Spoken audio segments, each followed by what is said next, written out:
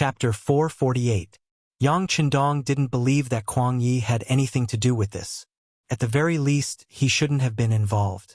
That was why he asked Beta Persei to put Kuang Yi down. With Yang Qindong's order, Beta Persei reluctantly put Kuang Yi down. Kuang Yi coughed violently after he was released. Speaking of which, Yang Er's strength was really great. That grab just now didn't have the slightest intention of being lenient. If he hadn't let go in time, it was likely that he would have suffocated to death in just a moment. After a series of violent coughs, Kuang Yi, whose face was still a little red, asked angrily, "What are you trying to do?" Kuang Yi only shouted angrily. He didn't ask too much because he realized that something was wrong. If Yang Qindong really wanted to harm him, he could have done it the moment he entered the room. Why did he have to talk for so long, to the point that the matter was basically settled before he acted? He felt that there must be some kind of misunderstanding. "What are we trying to do? Let's see what your men do first," Yang Qindong retorted. Although he respected Kuang Yi and some of the things he did, when it came to matters of life and death, he wouldn't hesitate to kill. "My subordinates. Kuang Yi fell silent after saying this. Naturally, he didn't have the slightest ill will towards Yang Qindong. Especially when he still needed to ask for help, he wouldn't have any other thoughts. However, he couldn't control what his men wanted to do. If someone disobeyed him and wanted to do something, he couldn't guarantee that he wouldn't be able to do it.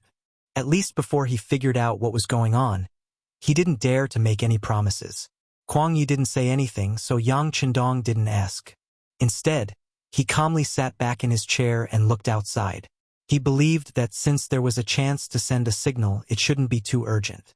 He just had to wait for the news. As long as he was fine, the Yang family army wouldn't be in a mess and there wouldn't be any big trouble.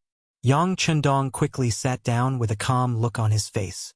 This gave Tiger's Mane and Beta Persei a backbone, and they were no longer as flustered as before. Although Kuang Yi didn't sit down, he had temporarily regained his freedom. When he saw this scene, he couldn't help but sigh in his heart.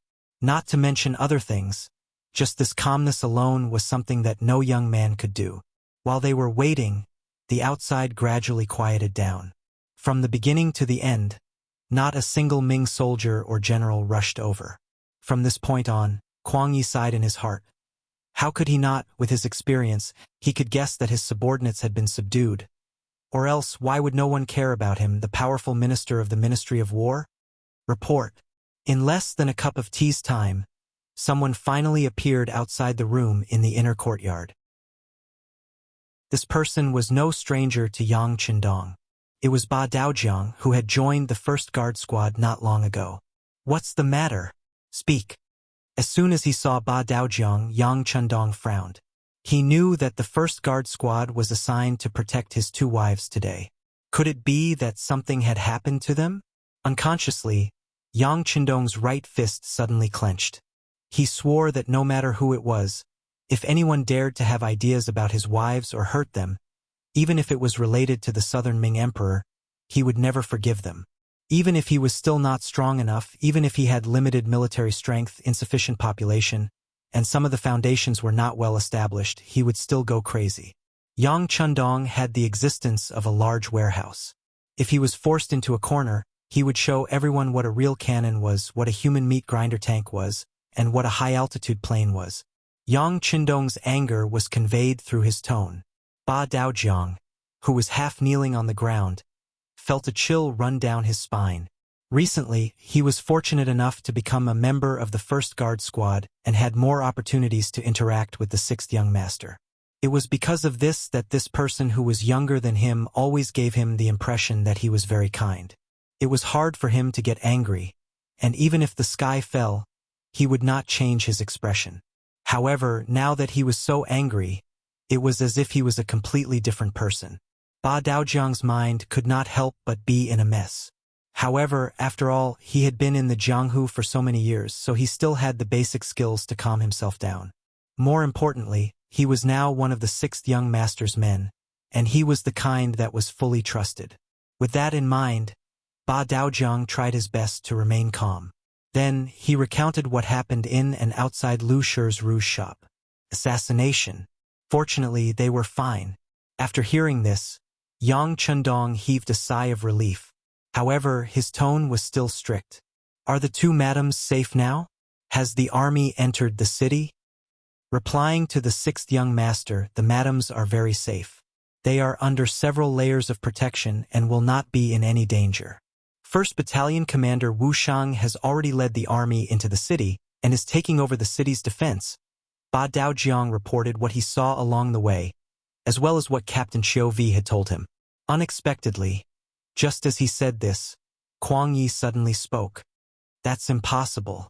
I didn't hear any killing. The city's defense is also so tight. How did your army enter the city? Kuang Yi naturally did not believe it. This time, he had been very careful when he summoned Yang Chundong for a meeting. The generals below were also afraid that Yang Chundong would flip out, so they had arranged everything beforehand. After Yang Chundong and the others entered the city, they had tightened the defense. General Yu Guang was personally standing on the city wall to prevent any accidents from happening. There were also hundreds of Ming Dynasty soldiers with him. They were already prepared and had a large number of people. How could they be taken down so easily? The key was that there was no sound of movement. This was something unimaginable. Kuang Yi did not believe it. Yang Chundong was unwavering. Since Ba Daojiang dared to say this, he must have seen something with his own eyes. As for whether or not they could complete this mission, he was not worried at all. During this period of time, the Lung Feng soldiers did not have any specific training. Their goal and mission was to quickly attack the city. When the chains and climbing ropes were taken out, the Gaozhou prefecture, which was not very sturdy to begin with, was not much different from their own backyard. Yang Chundong knew why the Lung Feng soldiers were called elites and how powerful they were. He did not doubt the report. His anxious heart finally relaxed, and his expression returned to its original natural state. All right, you've worked hard. Let's wait here together. Yes. Ba Daojiang replied respectfully. He took out the black 9-5 style from his back and stared at the door. He looked like a door god who could stop 10,000 men from entering the door. It was an awe-inspiring sight. No one answered him from the beginning to the end. Kuang Yi, who was bored, finally sat down obediently. However, there was a hint of worry in his expression. He could tell that the scout who came to report would not lie. If that was the case, wouldn't his soldiers be too useless? This time, they waited for a little longer, but in less than an hour, the footsteps outside began to become more frequent. Then, a few officers in camouflage uniforms with pistols on their belts walked in. The leader was the commander of the 2nd Lung Feng Regiment, Luo Pe. Behind him was the commander of the 1st Battalion, Wu Sheng. Because Kuang Yi was there, Luo Pe did not bow. He only gave a standard military salute and said, "Commander, everything outside is under control. The 4 gates in the city are also locked down. We are searching for the assassin's accomplices. There is no news yet. Do you? Let's go out and take a look." Yang Chundong nodded slightly to show that he understood. He then said to Kuang Yi, who was still in shock, "Minister Chang, shall we go and take a look?" Although this was a negotiating tone, Kuang Yi knew that if he didn't go, he was afraid that he would be forced into a fight. Moreover, he really wanted to know who wanted to assassinate Yang Chundong's wife and bring him such trouble. "Let's go and take a look.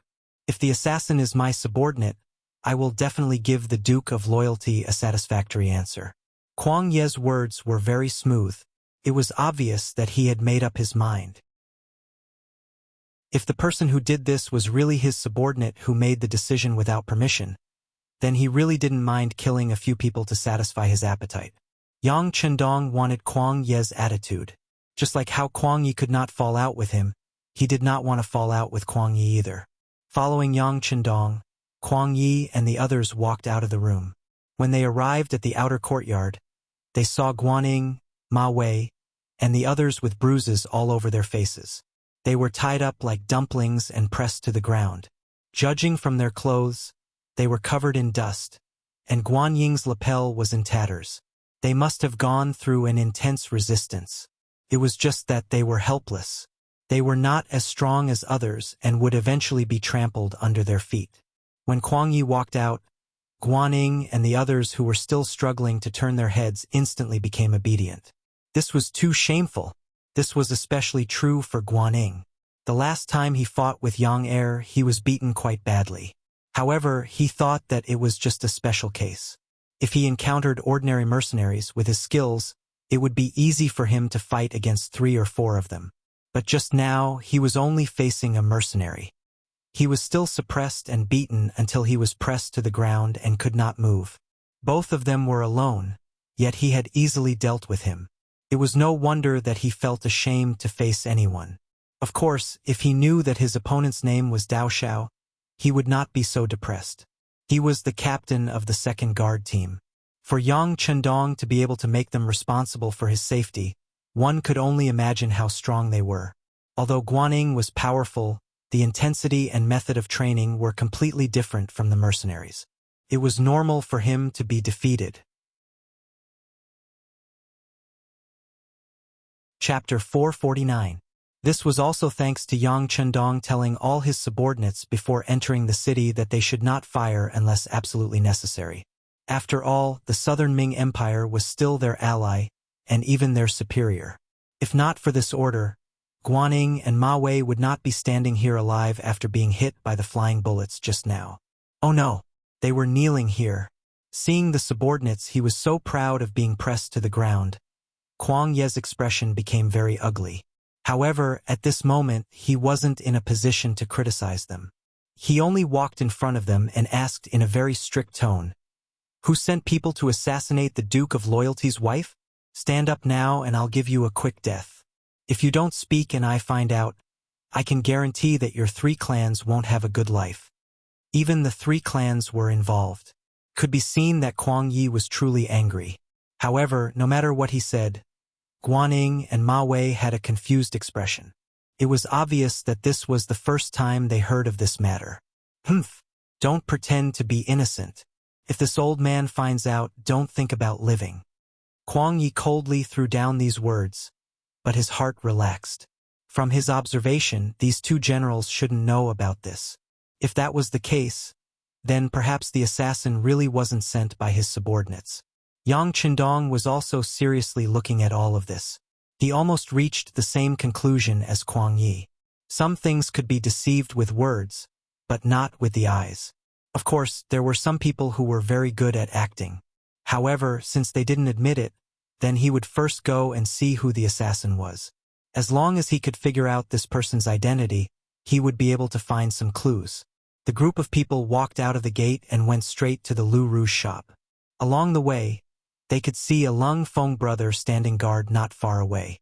This was enough to prove that the entire Gaozhou prefecture had been taken over by the mercenaries.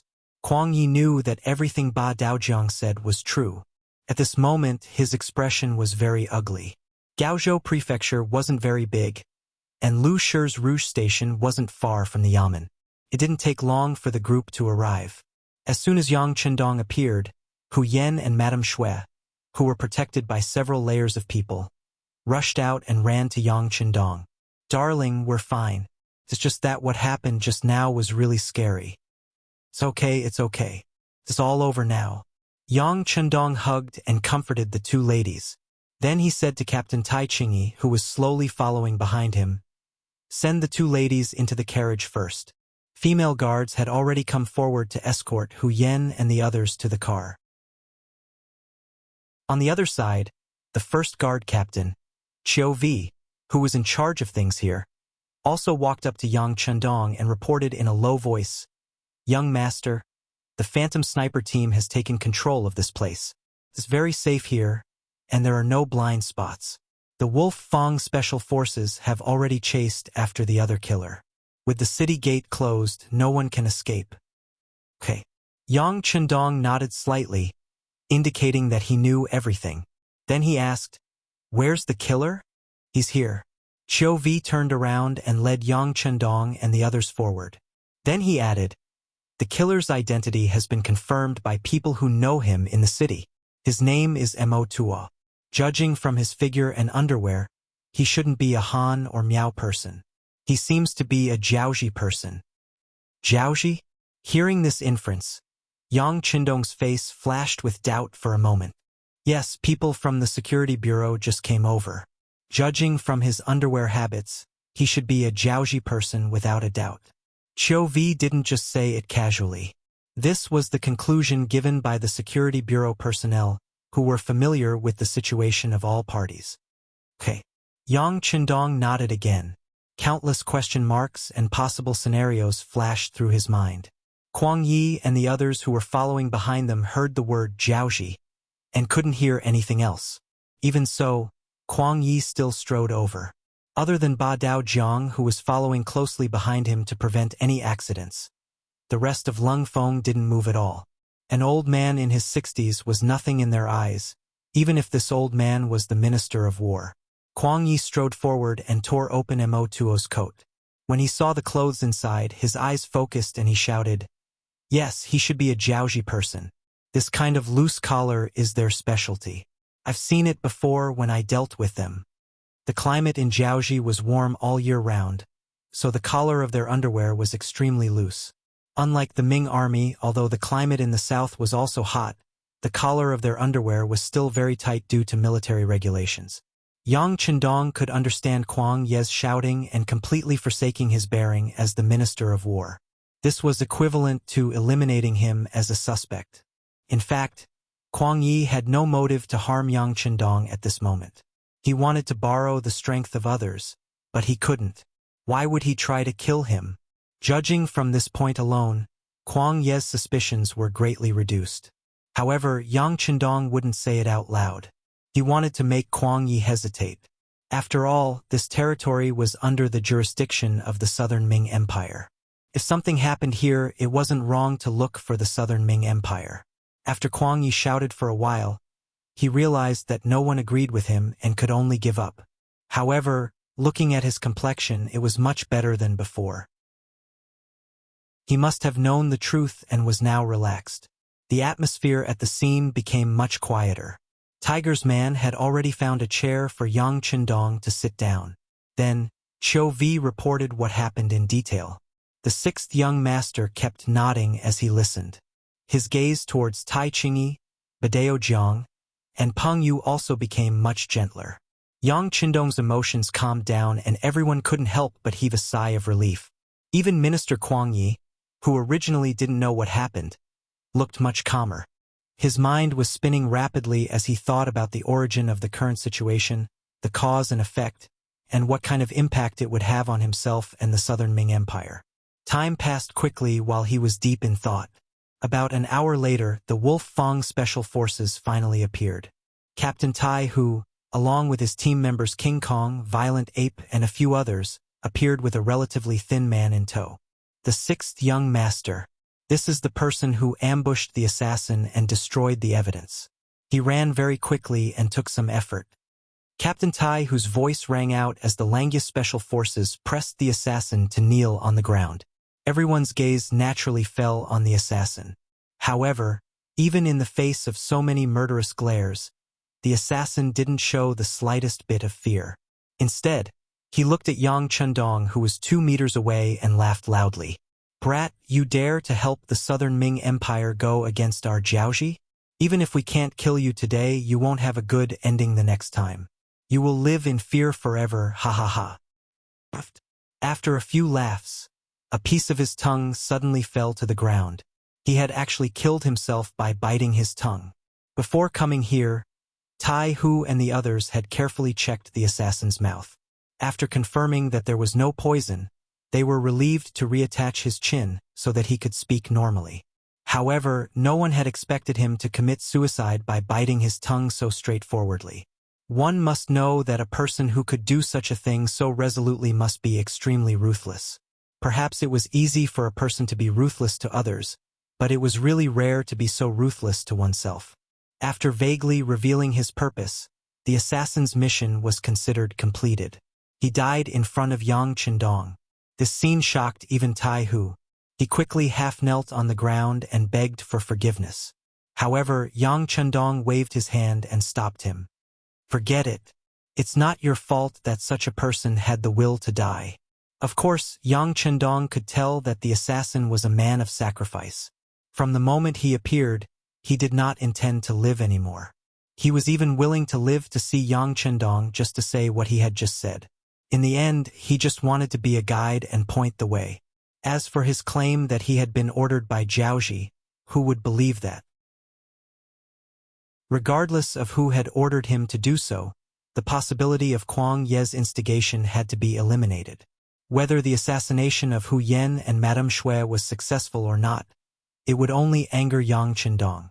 As long as he was not a fool, he would not carry out such an audacious plan in his own territory. Minister Xie, I'm a little confused. I'd like to return to the military camp first. As for what we talked about earlier, please do it quickly. Yang Chendong stood up and did not apologize to Kuang Yi. Although this matter was definitely not ordered by this person, it happened in your territory and within your jurisdiction. Based on this point, it would not be too much to wrong you. Of course, Kuang Yi understood this. He hated the uselessness of his subordinates for allowing the mercenaries to enter the city so easily. He also hated the fact that these assassins chose to act in Gaozhou Prefecture and implicated him. However, at the same time, he was happy. No matter who had sent the assassins, they had successfully angered Yang Chendong. Based on this alone, he did not need to urge these mercenaries to be ruthless in the future when faced with the rebel army of King Min. Gaozhou Prefecture, which had just been occupied by the mercenaries, was returned just like that. At the same time, Kuang Yi and his thousands of soldiers were given freedom.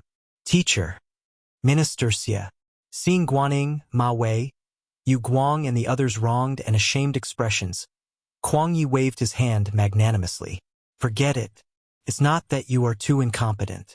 It's just that the mercenaries are too powerful. From now on, you will see the difference between us. Train well. Even if you had more than half of the mercenaries' abilities, the Southern Ming Empire would not have fallen into such a passive situation. Chapter 450. From Kuang Ye's words, it could be seen how optimistic he was about the mercenaries and how helpless he was about the Southern Ming army. The mercenaries protected Yang Chendong as they walked out of Gaozhou Prefectural City. However, the sixth young master didn't immediately return to the carriage. Instead, he walked with the Lung Feng soldiers. He would do as much as he could to get closer to the military as he could. After all, the army was the foundation of a country. If he didn't have control of the army, then the so-called political power was just a joke. Seeing Yang Chendong walking casually among the troops, the people around him didn't relax. Especially Luo Pe, the leader of the second group of the Cold Front, they were extremely cautious. Even the safety of the 95 style on their backs had been removed. They looked like they were ready to fight any battle at any time. Feeling everyone's nervousness, Yang Chendong chuckled and revealed a very confident expression. There's no need to be nervous. As long as Kuang Yi is here, the Southern Ming army won't dare to be our enemy. Right now, their biggest enemy is still the Min King's rebel army. Since Yang Chendong, who had always been meticulous, made such a statement, the surrounding Lung Feng soldiers naturally relaxed a lot. However, at the same time, there were smart people who heard the different meaning in his words. For example, Tiger's Mane asked the question in his heart. Young master, if that's the case, they won't be our enemy now, but they will be in the future, right? When Tiger's Mane asked this question, the Lung Feng soldiers around Yang Chendong all pricked up their ears. Clearly, this was something they were very concerned about. That's right. Without making Tiger's Mane and the others wait, Yang Chendong nodded with certainty. But it's not that they want to be our enemy, it's that we want to be their enemy. Although the Ming dynasty is still prosperous, some of its policies are no longer popular. Water can carry a boat, but it can also capsize a boat. Everyone should know this. If we don't reform, then even if we don't do anything, other people will replace us. Yang Chendong's words were not alarmist. Although the Great Ming dynasty in this period of history had only entered the middle period and gradually weakened, because of his appearance, too many changes had occurred. For example, the division of the Great Ming dynasty into the north and south was the most obvious difference. A powerful country was suddenly split into two halves. Whether it was military strength or economic foundation, they would all suffer a serious blow. In addition, the country's policies were already rotten to the core. Even if he did not make a move, the Ming dynasty would not last as long as it did in history. When Yang Chundong said that there was a problem with the national policy, he was referring to the policy of emphasizing agriculture and suppressing commerce. Although China had always been like this in ancient times, believing that agriculture was the foundation of the country, believing that all labor should be engaged in agriculture and not in industry and commerce. As the saying went, one more person engaged in industry and commerce meant one less person engaged in agriculture. It seemed like this idea was very reasonable. In fact, it was precisely because of this argument that the previous dynasties did not have a large population. Could it be that the monarchs in history did not see the benefits of having more people? Could it be that only Taizu said that there was strength in numbers and that it was easier to do things with more people? Of course not. With more people, it would be more convenient to do anything, especially the recruitment of soldiers.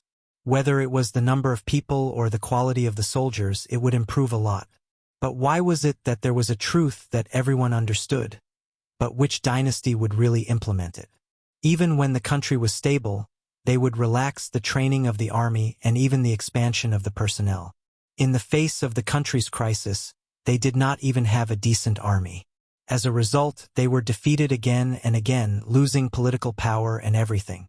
Naturally, it was not that they could not see all this, but it was limited by the environment. The most important point was the food problem. There was only so much land, and there was a limit to the food. If the population increased, there would definitely not be enough food to eat.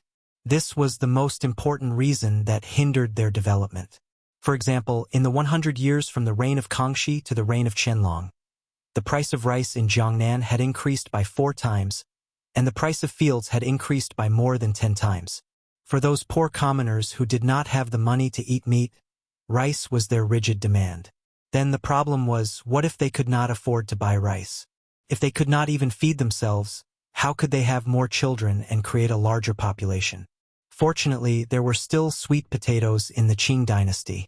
Although its taste was simple and its nutritional value was not high, it could still fill the stomach. Therefore, some people jokingly called the Kangxi and Qianlong age the sweet potato age. There was a certain reason for this. Therefore, in this way, the land became the foundation of the country. How to let the people have more land and let them have enough food and clothing. When they were rich, naturally, the country would be rich and strong. This was what people meant by hiding wealth among the people. But it was this truth that many people did not understand. On the contrary, soon after a dynasty was established, a privileged class would quickly appear. And this privilege showed that they would have a large area of land in a very short period of time. In the beginning, it might not be much, but as they continued to develop, they would naturally have to seize more land from the people to maintain their power and enjoy a high and luxurious life. They had no choice but to compete with the people for benefits. Take Yang Chundong for example. After he was conferred the title of Duke of Loyalty, he also had his own legal land, and he was given more than 5,000 mu. Because the Ming dynasty was divided into the north and south. In order to discuss Zhu Qizhen, Dai Zongqi Yu deliberately gave the fief to Jianing in the south, making this fief impossible. But not everyone was like Yang Chundong, who was feared by the emperor. Most of the nobles who got their hands on land actually benefited from it. So where did these benefits come from? Of course, they could only invade the powerless ordinary people. As a result, the stable life of many ordinary people was broken. They went from owning land themselves to being tenants, which was to rent the land of the rich. Over time, life would become more and more difficult. In order to survive, all kinds of thoughts would appear and be produced. Think about it, when a person's life was a problem, what sense of responsibility and national honor did you expect them to have? For people like this, once there was a war, they would be lucky if they didn't turn around and fight against you. How could you expect them to work for you? More importantly, these privileged people were exempted from taxes. This was equivalent to completely wasting the best land in the country. If this continued, in the long run, how could the country not be destroyed and how could it not be attacked by groups? This was the problem with the Ming dynasty's national policy that Yang Chundong said. And if this national policy was not changed, even if the Qing dynasty did not appear later, it would still be replaced by other forces. Then again, was there a way to solve this problem? Of course there was. As people often said, as long as one was willing to use one's brain, there would always be more ways than difficulties. At least in the face of the current situation, Yang Chendong had a way to solve the problem, and that was to walk with more legs. If a country wanted to develop, to be strong, and to stand at the top of the world, it was absolutely impossible to walk with only one leg. It must be diversified. This meant that not only did they need agriculture, but they also needed industry. Once the country was strong and the people were rich, everyone could live a life without worrying about food and clothing. Then, who would think of rebelling for no reason? Even if there were some people who had such thoughts and wanted to bewitch others, there must be people who dared to agree. How many people would agree to not live a good life and take risks, and even lose their heads? In particular, Yang Chendong attracted potatoes which had a high yield and could fill the stomach, which was tantamount to solving the problem fundamentally. Then, as long as the land in the hands of the powerful people was weakened and let the people have it again, these people would be guided to develop light industry, handicraft industry, and heavy industry. Then they would be able to become rich. Then it would be good for everyone. Just like Yang Chendong himself, he was developing with such thoughts. All kinds of factories were opened in Qiqian City, and the land further away was developed and planted with all kinds of crops. Moreover, with the mild temperature there, many crops could be harvested twice a year or even thrice. With food, work, and money to earn, good days would naturally come. After that, it became a matter of how to ensure that the fruits of one's victory would not be taken away by others. Naturally, more people would take the initiative to join the army. Take Lung Feng, for example. Pride was one thing, but more than that, they wanted to protect the fruits of their labor, protect their home. In order to achieve this goal, they would really put their lives on the line. This was a completely different concept from the Ming Dynasty's soldiers who were paid. With the right path and a good foundation, and with the help of advanced weapons that were several hundred years ahead of the modern world, it was really hard to think of anyone who could be a match for them. This also created the legend of Lung Feng being invincible. Thinking up to this point, Yang Chendong's eyes were filled with hope and desire when he looked forward. In this life, he was destined to bring the Han people to the peak of the world. No one could stop him. What happened in the prefectural city of Gaozhou was quickly discovered by the spies of King Min, who had been keeping a close eye on this place. After the news spread, the prepared lobbyist, the eloquent Chen Tian, went straight to Gaozhou Prefecture. At the same time, the secret letter written by Kuang Yi had also been sent to Nanjing City, to the front of Zhu Qizhen of the Ying sect. Kuang Yi actually managed to convince Yang Chendong, and more importantly, his opponent even assisted him. Zhaoji actually sent people to assassinate Yang Chendong's wife. This forced the Duke of Loyal Courage to do something even if he wanted to. Chapter 451. Taking advantage of this opportunity, Yang Chendong only wanted the ships that were no longer in use by the Songjiang Prefecture. Zhu Qizhen could naturally afford this price. He waved his hand and approved Kuang Ye's report. While sending someone to reply, he also informed the Songjiang Prefecture to prepare for the handover of the ships and the preparation work to take out all the steel in the prefecture's inventory. Zhu Qizhen's side had a positive response. Chen Tian also came to the Miao army camp that was stationed near Gaozhou Prefecture. Miao Jinlong was one of the leaders of the Miao tribe. Now that he had an army of 60,000, his identity was naturally noble. However, knowing Chen Tian's identity, he still warmly prepared a banquet when Chen Tian arrived. Chen Tian was one of the important strategists of the Min King. As the saying goes, there are 7 ranks in front of the Prime Minister. No one would want to offend a close official like him unless it was necessary. Not to mention, he had come here to solve the problem in the first place. Naturally, Chen Tian didn't reject Miao Jinlong's warm hospitality. Not only that, but he also explained his mission during the banquet.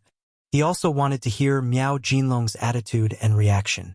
After all, they had fought with mercenaries before, so they should be familiar with this Duke of Loyalty. Miao Jinlong knew Chen Tian's purpose of coming, especially when he heard that Chen Tian wanted to lead the mercenaries to the Jiaoji kingdom. He raised his hand and agreed wholeheartedly. Due to the geographical location, the Miao people had always been at odds with the Jiaoji people. Now that there was a chance to weaken the other party's strength, it was of course a good thing. Miao Jinlong was overjoyed. He called out the scholar Zoda and gave him a detailed explanation of what he had learned so far. From Zoda's words, Chun Tian had a better understanding of the mercenaries. He was even more determined to lead the trouble to them. Therefore, he only rested for one night. The next morning, he had someone send a letter to the mercenaries. First, he stated his identity and the purpose of his visit. Since ancient times, there was a saying that the envoys would not be killed when two armies fought. But in reality, the people who died as envoys did not know who they were. Before he understood the attitude of the mercenaries, mainly Yang Qindong, Chun Tian would of course not appear rashly. Even if the other party didn't kill him and handed him over to Kuang Yi, he would suffer a fate worse than death. Once the letter reached the mercenary camp, it was quickly delivered to Yang Qindong. When Yang Qindong saw that it was Chun Tian who had come to visit, he was only stunned for a moment before he smiled. It was really like someone delivering a pillow to him when he was feeling sleepy. After the discussion with Kuang Yi, Yang Qindong guessed that Zhu Qizhen would definitely agree to his request if he didn't care about the title of king with a different surname. After all, the king of Min's faction had directly affected the political power of the southern Ming dynasty. But Yang Qindong had been thinking about how to treat King Min's people these days. With the strength of the mercenaries, coupled with the sufficient weapons just sent by the marine, it is not difficult to deal with them face to face. However, if he really did that, the pressure on the southern Ming Empire would decrease, and they would definitely consider dealing with him. This kind of strategy of swallowing wolves and luring tigers was not what Yang Qindong wanted to see. Just because he needed a large number of Han people, he couldn't fall out with the southern Ming Empire. Otherwise, even if he went on a crusade and conquered a large area of land, who would be in charge of it? Let the foreign race take over? This was absolutely impossible. If this was the case, it was unwise to be the enemy of the southern Ming Empire. What he wanted was to slowly digest and change, not kill a lot of Han people to show his strength or build a country similar to the Ming dynasty. If that was the case, it was just a change of dynasty. Once many years had passed, what was the difference between the Ming dynasty and other historical dynasties? The so-called Great Yang Qindong began to think about how to solve the crisis of the southern Ming Empire without making them too big. Once his strength rose to a certain level, it would be time for him to come back and reap the fruits of victory. After thinking for a few days, he finally had some ideas. If he wanted to do this, he must obtain the support of one person, and that is the Min King. As mentioned before, if Yang Qindong wanted to dominate and not just build a country, he needed a large number of people. Then how large is this large number of people? To put it simply, the more, the better. According to Yang Qindong's intention, he didn't just want to conquer the Ming dynasty in the future. On the contrary, in order to maintain the growth of the population here, he might want to conquer this place in the future. What he wanted was not just Asia, but the entire world. He wanted the Han people to stand at the top of the world. Wherever you go, your identity as a Han person is incomparably noble. If you are lucky enough to be born in a Han family, then you will be like a noble from birth. Wouldn't it be difficult to achieve this? Of course it was difficult. However, for the various advanced weapons in the warehouse, and the munitions factories that Qiqian City had given enough conditions and books, the production of new weapons would only increase. As long as the quality of the army was good enough, and there were enough numbers, firearms would have an absolute advantage over spears and swords. This also meant that this idea was destined to not be a dream, and there was a chance to achieve it. There was a problem.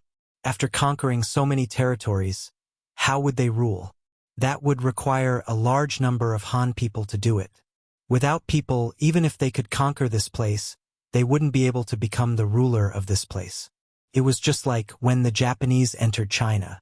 How powerful were they at that time? They were even in existence that could sweep through the entire Asia. There were even times when they created an example where a few dozen people could manage a county with hundreds of thousands of people. So what? In the end, if they wanted to devour an elephant, their stomachs would explode. Although there were some other factors, it was undeniable that if they had enough people, they might be able to achieve their goal. Speaking of which, if they wanted to have more people, they couldn't make the Han people under the rule of the Ming dynasty their enemy. Otherwise, if they fought to their heart's content, they wouldn't have enough officials and soldiers who would listen to them and were loyal to them. Even if they destroyed Southern Ming and Baiming, the country would still be in chaos. Once chaos began, who knew how many people would die and how many years it would take to restore the population to 60 million. Even if it was 60 million, Yang Chendong still felt that it wasn't enough. Fortunately, after the appearance of potatoes, the food problem of the people was greatly alleviated. Now, whether it was Baiming or Southern Ming, they were encouraging people to have more children. From the looks of it, the country's population might increase exponentially in 10 years. The appearance of these new people might increase his chances of achieving his goal. However, the prerequisite was that the Han people's population couldn't be reduced for no reason. For this reason, Yang Chendong couldn't be enemies with the Han people under the King of Min for no reason. What he really wanted to deal with was the foreign race Jiaoji. Jiaoji was now an ally of the King of Min. How to bypass them to deal with Jiaoji was the problem that Yang Chendong was thinking about these days. At this time, one of the important officials of the King of Min, Qin Tian, wanted to see him. If this wasn't an opportunity, then what was? Thinking about the appearance of the assassin Mo Tuo a while ago, he was from Jiaoji. In addition, there was more accurate information from the inside. Mo Tuo's attack was originally the decision of the King of Min's higher-ups. They wanted to kill with a borrowed knife. With this accurate information from the inside, Yang Chendong could guess the main reason for Qin Tian's visit even if he used his big toe. Or rather, this was what Yang Chendong hoped for. This was exactly what he wanted. Even so, Yang Chendong only kept the joy in his heart. On the surface, he still pretended to be indifferent. Never let your opponent know what you were thinking. This kind of person was truly qualified and an excellent diplomat. Young master already knows about this. Arrange for him to come over tomorrow. Tiger's Mane, go and contact him first. Yang Chendong didn't say much. In fact, he didn't need to say much. Tiger's Mane was one of the closest people to him. He always knew what he was thinking. It was necessary to wait for the right price to sell. Since he had obtained so many benefits from the Southern Ming Empire, there was no reason for the King of Min to not do anything. Young master, don't worry. Tiger's Mane promised as if he knew everything. In the end, his role was the vanguard. At the same time, he was paving the way to raise the status of the young master. The mercenaries quickly replied and promised that Qin Tian could come to the barracks tomorrow to discuss the matter. They also said that he could come openly and didn't need to consider the reaction of the Southern Ming army in Gaozhou. These words were a little generous. Not for other reasons, but through these matters, it could be seen that the relationship between the Duke of Loyal and the Southern Ming Empire wasn't very good. The Southern Ming Emperor Zhu Qizhen was very afraid of Yang Chendong. This was already public news. Now, it seemed that it wasn't wrong. Qin Tian, who received a reply, was naturally very happy. He thought about how to persuade Yang Chendong when he saw him several times. He also thought about the possible unexpected situations several times. Early the next morning, he brought a group of men and went straight to the barracks of the mercenaries. When they left the barracks of the Miao army, Miao Jinlong sent people to escort them. However, when they were about to reach the city of Gaozhou, the mercenaries in camouflage took over and brought them over. This kind of thing was done in front of the eyes of the Southern Ming army. General Yu Guang, who was in charge of guarding the city, gritted his teeth. As early as last night, Yang Chendong sent people into the city to inform Kuang Yi that the King of Min sent people to talk to him. He also agreed and hoped that they would make things convenient.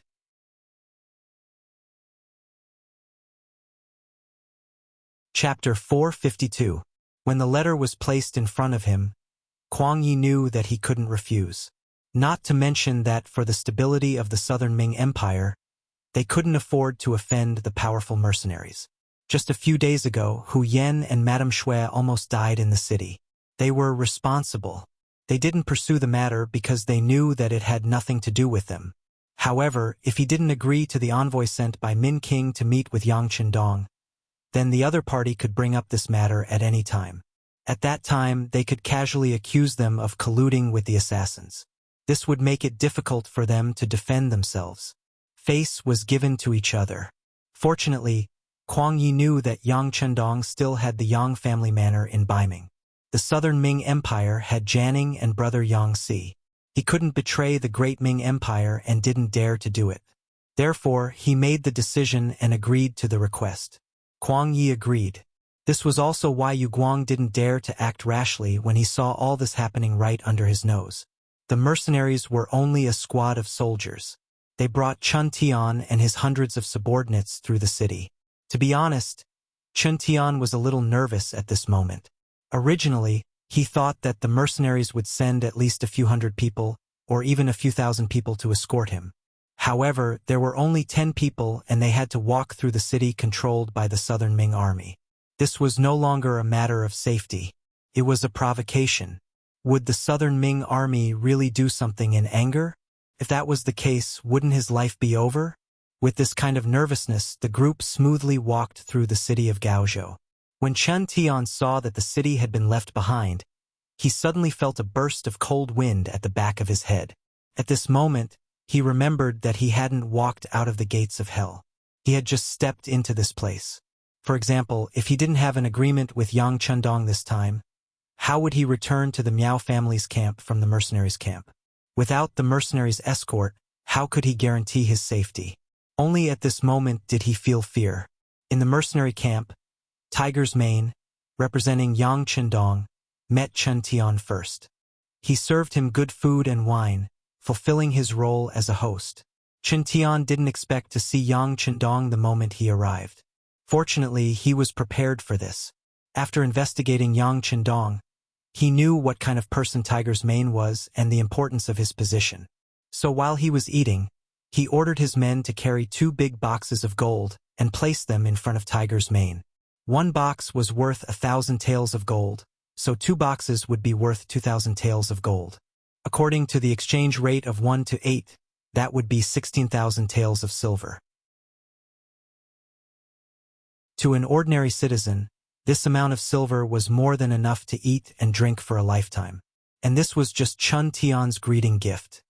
He had already explained to Tiger's Mane that as long as he could meet the Duke of Loyalty, there would be more than 10 times the amount in front of him. The first gift was more than 100,000 taels of silver, and it wasn't even given to the main person. From this, it seemed that Chun Tian was very sincere. Tiger's Mane also stared greedily at the silver in front of him. I can try to see if you can meet my duke. But do you know that Yingzhong has already promised to give Songjiang prefectures and used shipyard to my duke? In comparison, if it's just some gold and silver, I'm afraid it's not sincere enough. He wasn't afraid of making a request, but he was afraid of not saying anything. Chun Tian's eyes were filled with excitement. Of course, we won't just take out these things. In order to show our Min King's sincerity, there are already 500 carriages of steel being sent here. It should arrive in a few days. 500 carriages? Tiger's Mane pretended to be very surprised and then nodded. Well, then I'll try to help you put in a few good words. Tiger's Mane was only willing to help because of the silver. Thank you, General Tiger. If we can achieve our goal this time, Chun Tian will still have more rewards. Haha, you're too kind, Tiger's Mane said with a greedy face and poured a cup of wine directly into his stomach. And on the same night, Chun Tian was allowed to meet Yang Chendong. He met the extremely young but powerful Duke of Loyalty of the Ming Dynasty. Chun Tian greets the Duke of Loyalty. After meeting, Chun Tian's eyes revealed a trace of surprise. He cupped his hands and bowed respectfully. At this time, Yang Chendong was only 21 years old. However, after experiencing so much, he already had the demeanor of a superior person. If he was willing, he could reveal the aura of a superior person at any time. You are Chun Tian? Yang Chendong, who was sitting at the head of the tent, stared at the person who came and sized him up. Then, he said very casually, I heard from Tiger's Mane that you are very good at doing things. You even want to give me a gift? Is it because your King of Min is afraid of me? Unlike the calmness he showed when he was with Lung Feng, at this moment Yang Chendong showed a very arrogant side. Although Chun Tian looked submissive at this time, in fact, he was quietly observing Yang Chendong. Before this, he had grasped a certain amount of data and even read a lot of intelligence. However, Chun Tian believed in everything he saw with his own eyes. Although the intelligence said that the Duke of Loyalty was courageous and talented, Chun Tian always thought that this person was still too young. Even if he was young, it was inevitable that he would lose his cool when something happened, especially when he had won repeatedly. It was inevitable that he would be arrogant. Now, it seemed that it was true. Seeing that Yang Chendong had only glanced at him a few times before ignoring him with his nose in the air, not only did he not feel humiliated, on the contrary, he was very happy. It was good to have a weakness. As long as he could grasp it, it would be easy to deal with him. Yes, our King of Min really wants to be friends with you. You saved Emperor Ingzong without fear of death on the battlefield. You forced Walla's army to retreat with your excellent means. You even completely destroyed Master Huang's army in Guangdong in a very short time. Our King of Min is full of praise for all of these. Everyone liked to hear good words, and Yang Chendong was the same. Hearing Chun Tian talking about his achievements with great familiarity, he laughed and said, "Yes, these are all my achievements. Prince of Min is also a sensible person. If so, why didn't he retreat and surrender immediately after knowing my power? Don't tell me that you want me to lead an army to crush you and repeat Huang Yuliang's old path?"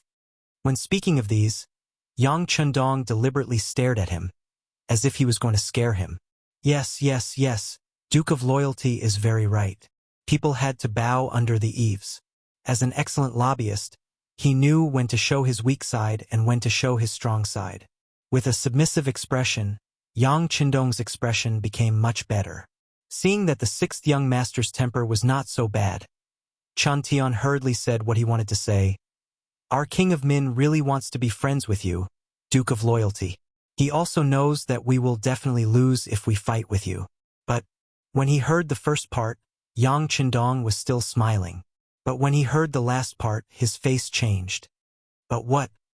But I dare not say what I want to say next. I am afraid that I will make you angry." Chun Tian looked up and showed an aggrieved expression. "Just say what you want to say. I won't blame you. Say it quickly." Yang Chendong looked like he was fooled. Chun Tian knew that the opportunity had come. He straightened his body and said, "But if our King of Min stops now, with Ingzong's personality, he will definitely settle the score. At that time, it will be difficult to keep your life." Chun Tian was not surprised. "So what? When the time comes, this duke will just greet his majesty." Yang Chendong said confidently. When Chun Tian heard this, he despised Yang Chendong very much. He thought, "You are just a duke. How can you boast like this?" But what he didn't know was that this was what Yang Chendong wanted to show him. "Thank you for your kindness, Duke of Loyalty." Although Chun Tian didn't agree with what Yang Chendong said, he still looked very grateful. When he saw the smile on the sixth young master's face, he mustered up his courage and said, "But I am afraid that Duke of Loyalty can't protect King of Min at that time. As far as I know, Emperor Ingzong seems to be on guard against Duke of Loyalty. Otherwise, the matter of conferring a prince with a different surname would not be delayed." He stopped here.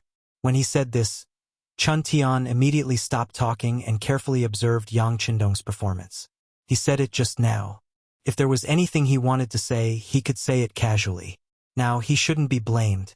Sure enough, Yang Chendong's face was flushed red and he was obviously very angry. He even pointed his finger at Chun Tian, who was standing below. But in the end, he didn't say a word of reproach. "Brother Chun, what am I doing? Don't you know that this matter is the thing that annoys my duke the most?" Tiger's Mane, who was standing at the side, said. He seemed to be reprimanding Chun Tian for being insensible, but in fact, he was also reminding him. Chun Tian showed a grateful smile to Tiger's Mane.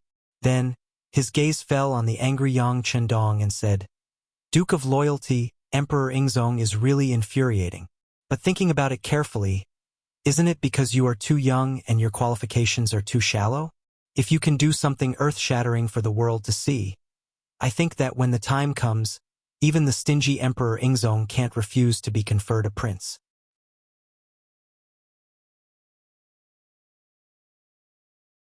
Chapter 453. What do you mean? Speak more clearly. Yang Qindong, who was originally very angry, suddenly straightened his body and stared at Chun Tian with his tiger-like eyes. Since Yang Qindong placed so much importance on these words, Chun Tian was delighted that the other had fallen into his trap. He cupped his hands and said, "I am not talented, but I have an ingenious plan. As long as you can be the Duke of Loyal and Courageous, it will be easy for you to be bestowed the title of king of a different surname." He spoke with such confidence that Yang Qindong's interest was piqued. "What is it?" "Defeat the Jiaoji soldiers and show the strength of the Duke of Loyalty." With a determined face, Chun Tian, who was almost gritting his teeth, finally said what was in his heart. "Phew!" Exhaling a long breath in his heart, Yang Qindong said in his heart, "As expected, the other party really came for this." Although he was relieved, Yang Qindong pretended to be very shocked. "Defeat the Jiaoji soldiers? This is not possible. Why can't I?" Chun Tian asked in a pressing manner. "Jiaoji is so powerful. How can it be so easy to defeat them? Moreover, aren't they the allies of the King of Min? Since we are friends, shouldn't your allies be my friends as well? This is not good." Yang Qindong shook his head lightly and looked like he was talking to himself. When Chun Tian saw this, he felt a sense of disdain in his heart. Just now, he said that he was wise and powerful, and that he would destroy the King of Min's army and ask him to surrender. But when it came to the actual use of weapons, he could not do this and was afraid of that.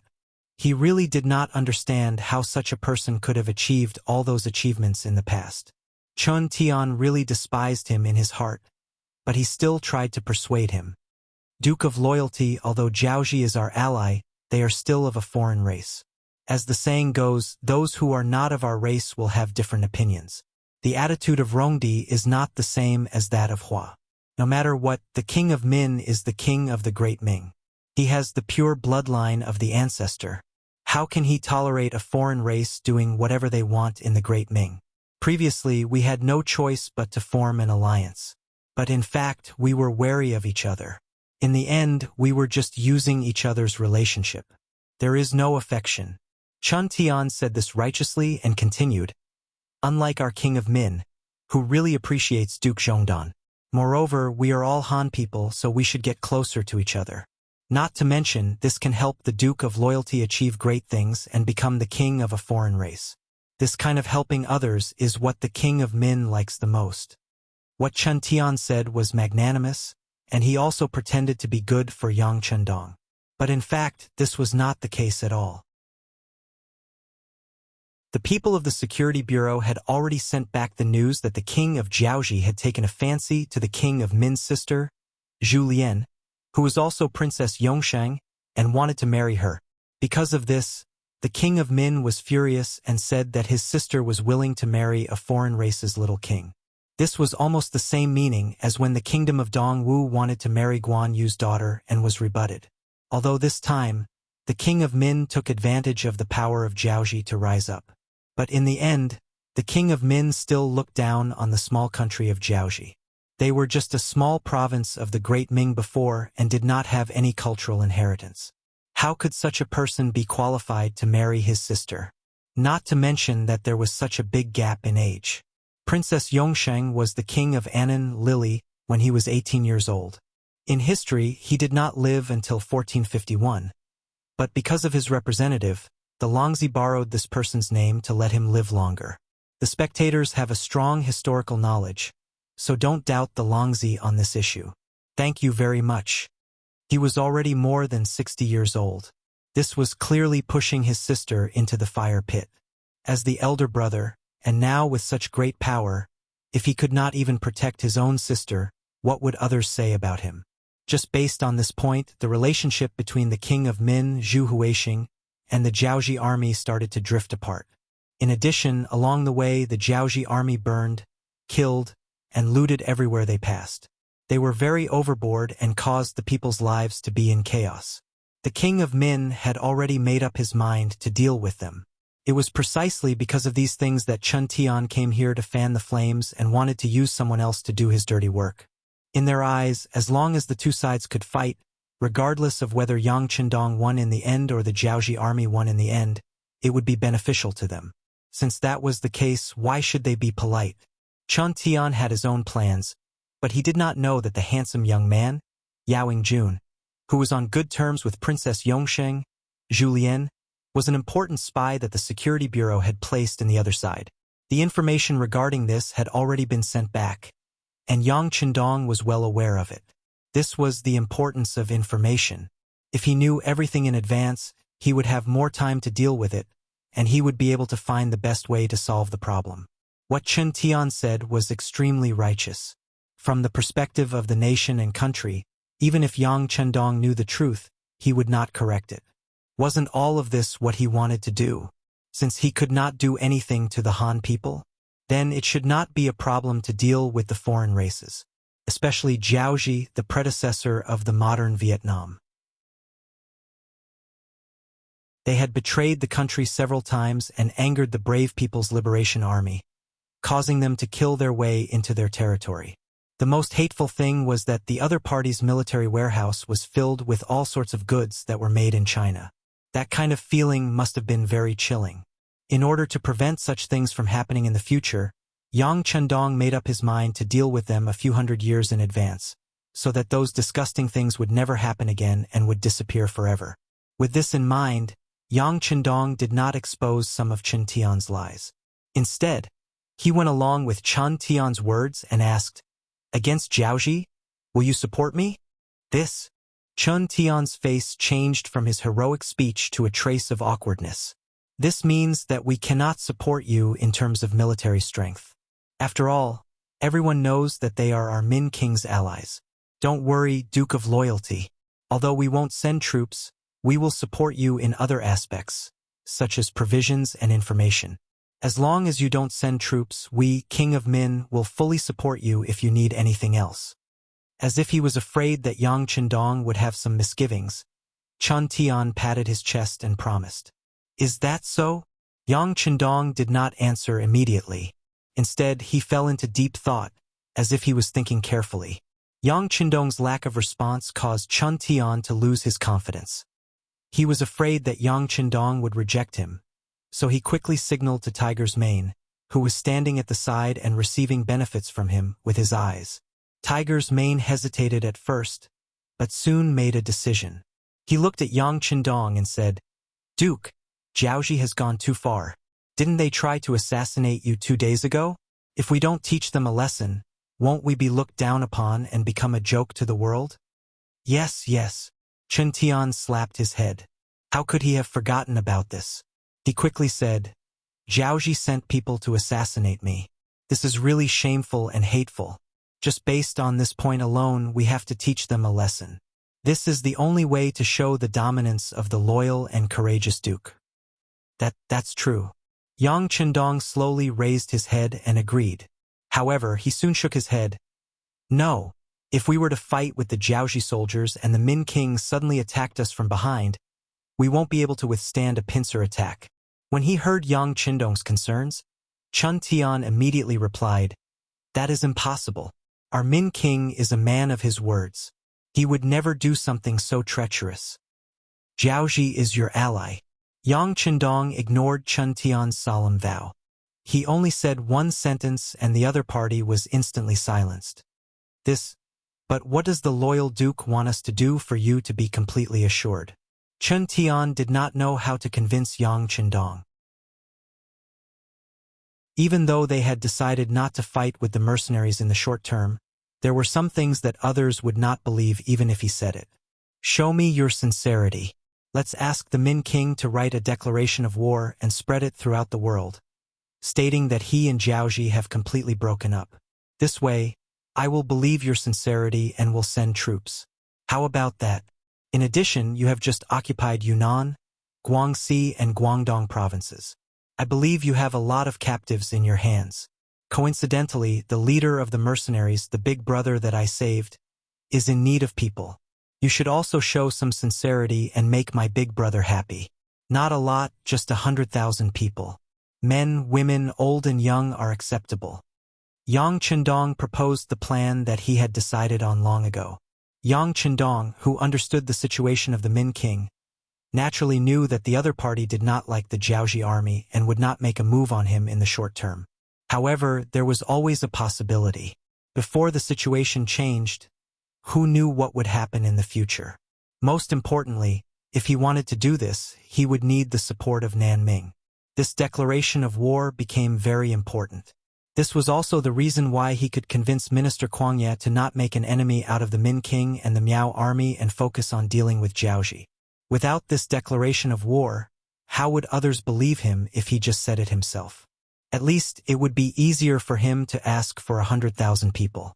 He had just occupied 3 provinces. Others might not have it, but he had a lot of people in his territory. Moreover, he did not only want young people. In this way, he could also help the other party solve the problem of having too many people but not enough food. Yang Chendong proposed his own request. This time it was Chun Tian's turn to consider. 100,000 people was indeed a problem. He could just give more to the older children and less to the young men. He could make the decision on this issue. If he wanted to make a declaration, it would not be a big deal. However, would people say that the Min king was burning the bridge after crossing the river? After all, they were able to rise so quickly because of the Jiaoji army's help in the beginning.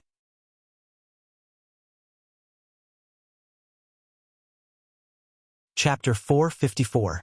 While Chun Tian was still considering the gains and losses, Yang Chendong spoke again. Jiaoji is a foreign tribe after all. If Prince of Min really wants to achieve something in the future, it would be best for you to draw a clear line with them. They were not like the Miao people. They had been living on this land for generations and were used to being in each other's company. Jiaoji people were very independent. If they were to become successful one day, it would be enough for His Highness Prince of Min to be very busy. Of course, you can go back and discuss this with Prince of Min.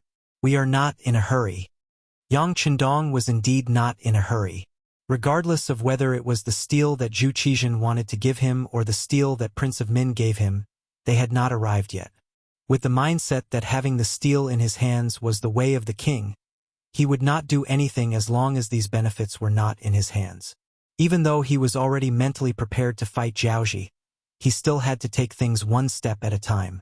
Chun Tian thought that there were some things that he could not decide, so he raised his head and said seriously, "Then I will report it to His Highness King Min. I think it will not take long for Duke Zhongdan to give a satisfactory answer. But please rest assured that regardless of whether this matter is successful or not, we have no intention of becoming enemies with Duke of Loyalty and the mercenaries." Yang Chendong nodded satisfactorily at the other party's goodwill. Good. As long as Prince of Min's army and the Miao army do not make things difficult for us, we will not take the initiative to cause trouble. You can rest assured about this. This was considered an agreement that both parties agreed upon. Based on this agreement, Chun Tian did not come here in vain. Thinking that Prince of Min still had to make a decision on the declaration of war, and thinking that Jiaoji was pressuring him step by step, he decided to take his leave. Following this, Lung Feng naturally sent them out of the camp. Unlike when he came, the hundreds of chests of gold and silver that Chun Tian brought were all placed in the mercenaries' camp. This was originally a show of sincerity. Since the negotiations went smoothly, there was no mention of taking back the chests. Not long after Chun Tian left, Tiger's Mane represented him on a trip to Gaozhou's prefectural city. He followed the young master's instructions and explained the key points of this negotiation to the other party. Kuang Yi was waiting for news in the government office. Since Yang Chendong sent someone to inform him that there would be an envoy from King of Min, Kuang Yi could not sit still. Yang Chendong and his mercenaries were so powerful that he was shocked more than once. The current southern Ming Empire was already riddled with holes. They were already facing huge difficulties. If the mercenaries switched sides at this time, the southern Ming Empire would really be in danger. It was precisely because he knew the severity of the matter that he didn't have a single moment of rest in the 2 days since Chun Tian had passed through the city and arrived at the mercenary camp. Because of this matter, Guaning, Ma Wei, and the others repeatedly tried to persuade him. For example, they said that Yang Chendong's 4th brother was still in Jianing. If the Duke of Loyal Courage dared to make a move, they could use his fourth brother to threaten him. Some people even suggested that when Qin Tian passed through the city, they could kill the envoy directly. By then, it would be more difficult for the Duke of Loyal Courage to ally with King of Min. In the face of these schemes, by the time they reached Kuang Yi, they were all rejected by him. Now Yang Chendong had not made a final decision. If they pushed him so hard, it would be easy for him to be pushed to the side of the opponent. If so, they would really be sinners for all eternity. Kuang Yi, who was already very old, would not agree to such a risky thing. Not to mention, based on his understanding of Yang Chendong, this person was very considerate of the overall situation. Otherwise, he would not send troops to Guangdong to quell the rebellion of the Yellow Bandits without receiving any benefits. It was only because the Emperor Zhu Qizhen did not believe in all kinds of things that led to the current situation that was not very good. Thinking of the Emperor Zhu Qizhen, Kuang Yi also felt a headache. Since ancient times, the imperial power was the greatest. This was indisputable. But there was a premise for everything, that was, the imperial power was consolidated. When the power was strong, it was really the greatest. On the contrary, if you were not strong enough and still wanted others to obey you, then the emperor was not sensible. Not all the generals in the world were like Yu Fei, who could be called back with 12 gold medals. Who was Yang Chendong? If one looked carefully, he had been wandering outside the imperial power. In fact, with the powerful mercenaries as his backing, he also had such strength. In the face of such a strong soldier, the most important thing to do was to find a way to make friends with him and play the emotional card, instead of oppressing him with power and finally making a loss. Of course, although Kuang Yi was also an important minister, he could not represent the emperor in many things. Some things he just thought in his heart. If he really wanted to say that he really wanted to blame Zhu Qizhen, he did not have the power to do so, let alone the ability to bear the consequences. While Kuang Ye's thoughts were still in torment, Tiger's Mane came. This was Yang Chendong's closest person. Many times, his appearance could represent his master. In the main hall, Kuang Yi saw Tiger's Mane. Although he did not personally come out to greet him, his waiting figure in front of the hall was enough to give Tiger's Mane face. Who was Tiger's Mane? In these years, after being trained by Yang Chendong, he was no longer the little follower of the past. This meant that he was reluctant to leave Yang Chendong. Otherwise, if he was casually sent back to Tsuxian City, he would be in existence on the same level as Lang Song and Gao Xiong. It was not impossible for him to be higher than them. Seeing that Kuang Yi was waiting outside the hall, this kind of treatment made him feel flattered. He hurriedly took a few steps forward, clasped his fist and bowed. This little Tiger's Mane greets the minister. Haha. Kuang Yi politely extended his hand and helped Tiger's Mane up. Brother Tiger, there is no need to be so polite. Come, please sit in the hall. Servants, come and serve tea. Kuang Ye's face was full of enthusiasm. Tiger's Mane was also very respectful on the surface, but in his heart, he admired the young master even more. If it was not for the young master's strength, how could he be treated with such courtesy? One must know that this was the Minister of War, and also the Crown Prince's tutor. How could an ordinary person like him come into contact with him, let alone be treated with such courtesy? Tiger's Mane's thinking was correct. The Ming dynasty's hierarchy was very strict. An official was an official and a citizen was a citizen. This was not something that could be confused at any time. Even if this official's position wasn't high, and the other party was a rich gentleman, the official still had to be stronger in a real conversation. This was because he didn't just represent himself, he had the support of the entire team of scholars behind him. Not to mention a high official like Kuang Yi. Other than the emperor, there were very few people who could give him any face. But it was this kind of person with such a high position that was able to come out of the hall to greet him. If it were any other citizen, they would have already knelt on the ground, with tears flowing down their faces, as if they were willing to die for their friend. Exaggeratedly, even if they were immediately asked to die, there would probably be people who would agree. But all of this was completely different when it came to Tiger's Mane.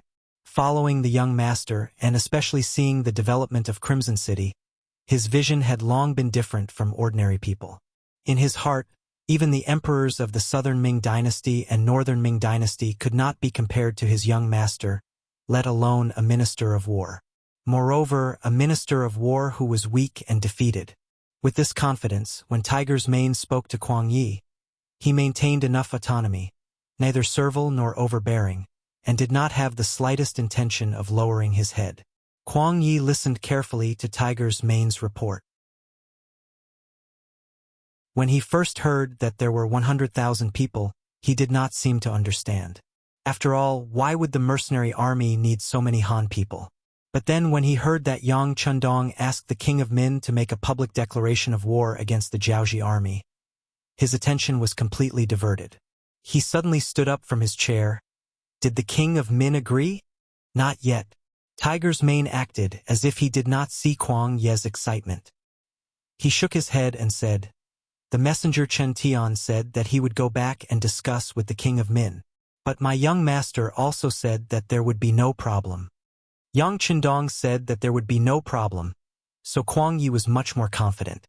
It had been proven that, on such a major issue, the Duke of Loyalty would not speak without thinking. And if this was the case, it would be great. Without the support of the Jiaoji army, the strength of the king of Min's faction would naturally be greatly reduced. At least in the short term, they would not have the strength to continue north. This would give southern Ming more time to breathe. Once they made good use of it, the recruited recruits would be trained, and it would be equivalent to having another powerful army. At that time, they would go all out to the south and solve the problem of the king of Min, thinking that southern Ming finally saw the dawn of revival. Kuang Yi's spirit became much better. When he looked at Tiger's Mane, his tone became more determined. "Then I will have to trouble Brother Tiger to convey to the Duke of Loyalty that we thank him for everything he has done for southern Ming. If this matter is successful, it will be a great merit. I will report it to the emperor." Tiger's Mane felt that Kuang Yi's words were sincere. He cupped his fist and said, "I thank Minister for your kind words on behalf of my young master. Oh yes, my young master also said that once the king of Min really makes a public declaration of war, Minister, please give up on Gaozhou Prefecture for your own safety. Southern Ming should also take this opportunity to recuperate. Once the training of the new army is completed, then it will be time to go south and solve the problem of the king of Min. Before that, it is better not to act rashly. Otherwise, the situation will become very troublesome." Hu Mang's words were a little decisive, and even a little unpleasant to hear.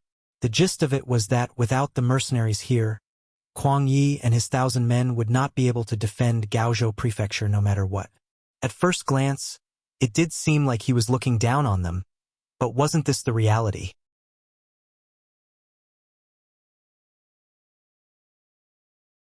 Chapter 455.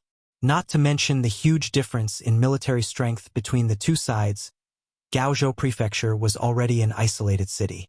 Around him, except for the road back home in the northeast, the other directions were all occupied by the king of Min and the Miao people. In such a situation, even if they did not attack the city, they could surround Kuang Yi to death. The situation was like this. It was not because Tiger's Mane's words were unpleasant. Kuang Yi, who knew this, was not angry. Instead, he clasped his fist and thanked him. "I am grateful that Duke Zhongdan is still thinking for me. Brother Tiger, please go back and tell Duke Zhongdan that I am not an inflexible person. I will give up Gaozhou Prefecture and return to Nanjing to train the new army." Kuang Yi was so honest and admitted his shortcomings and weaknesses. This made Tiger's Mane think highly of him. "Okay, I will pass on your words to my young master. I will take my leave now." While Tiger's Mane and Kuang Yi were talking, Yang Chundong called the 2 regiment commanders to discuss in the tent. "Regiment Commander Liu, I have equipped all your auxiliary soldiers with Type 81 rifles. How are you guys getting used to it?" After returning a simple and efficient military salute, Yang Chundong asked the auxiliary regiment commander Lu Zhua. The last time he fought with Miao Bing using cold weapons against cold weapons, the result was naturally a great victory. However, his side's losses were not small, at least in Yang Chundong's eyes.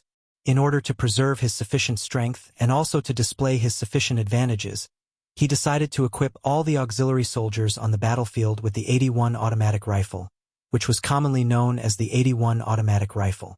The reason why they were not equipped with a better 95 style was because they wanted to differentiate the cold edge from the auxiliary weapons. Secondly, and more importantly, with the current strength of Crimson Nest City's arsenal, they were still unable to create the 95 style. Even for the Type 81 rifles, Yang Chendong first took out a large number of finished products for them to understand and disassemble. In addition, they already had the successful experience of their predecessors. A lot of information was found in the warehouse.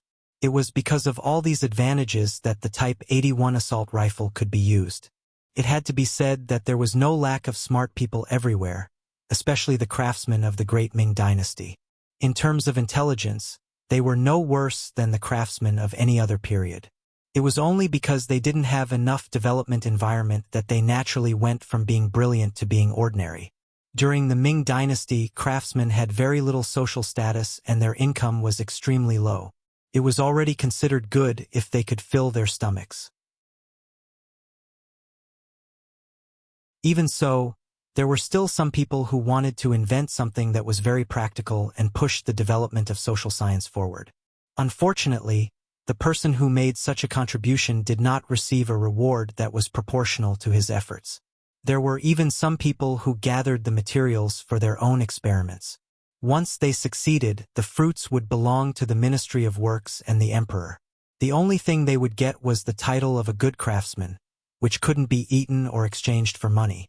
Under such a system without any incentives, it was easy to imagine that even the best craftsman would soon become a commoner.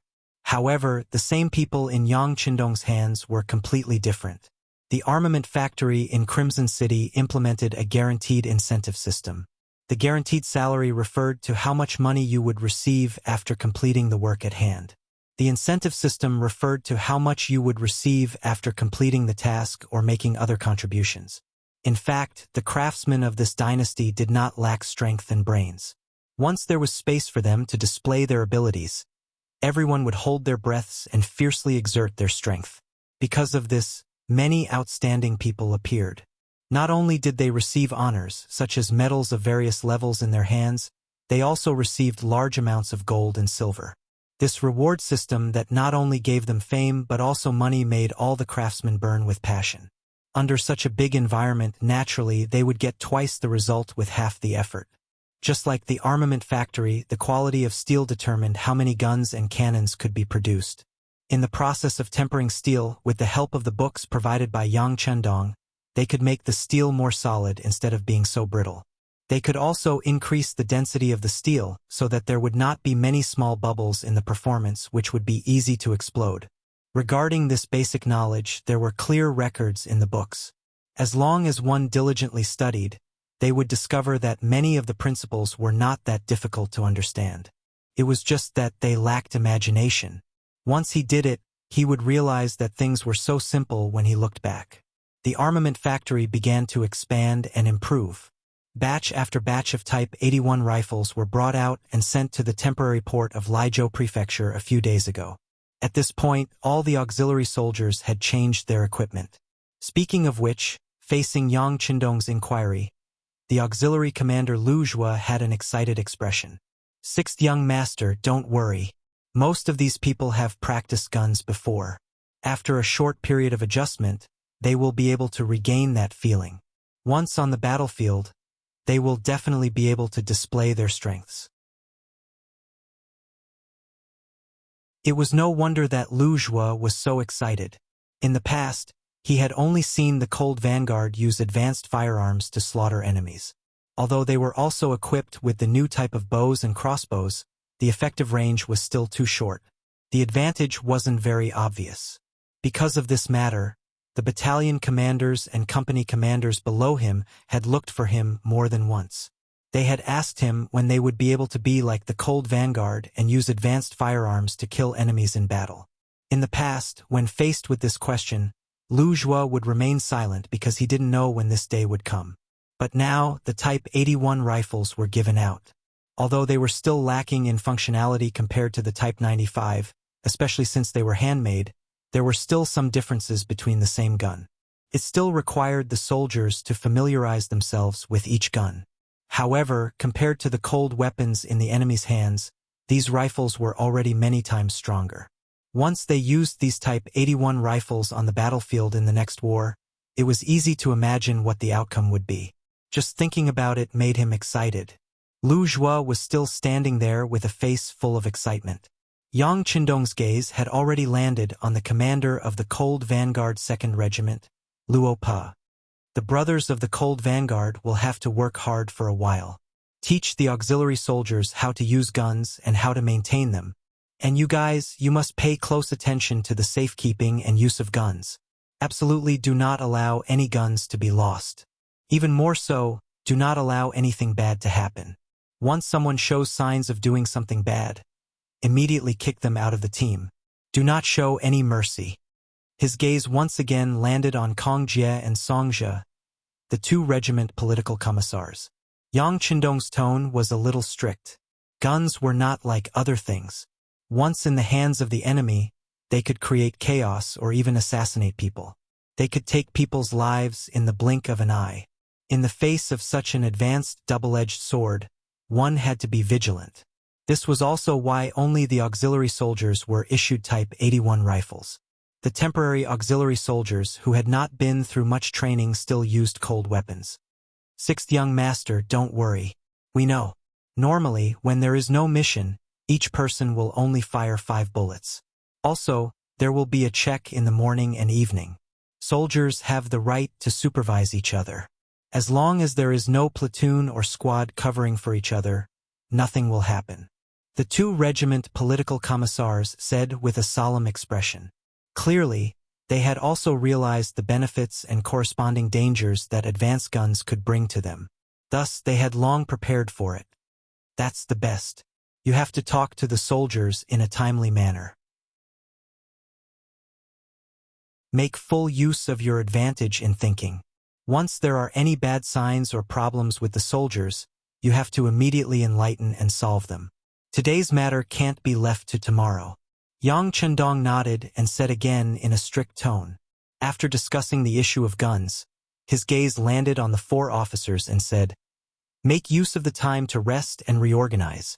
It won't be long before we move out. At that time, I'm afraid that it will be impossible for everyone to rest as much as you do now. So now is the time to mobilize before the war." When they heard the words "mobilize before the war," the 2 regimental commanders and the 2 political commissars couldn't help but tremble. Compared to the Ming army who was afraid of war, they had been waiting for this day because only war could quickly expand their strength. Only war could show their ability.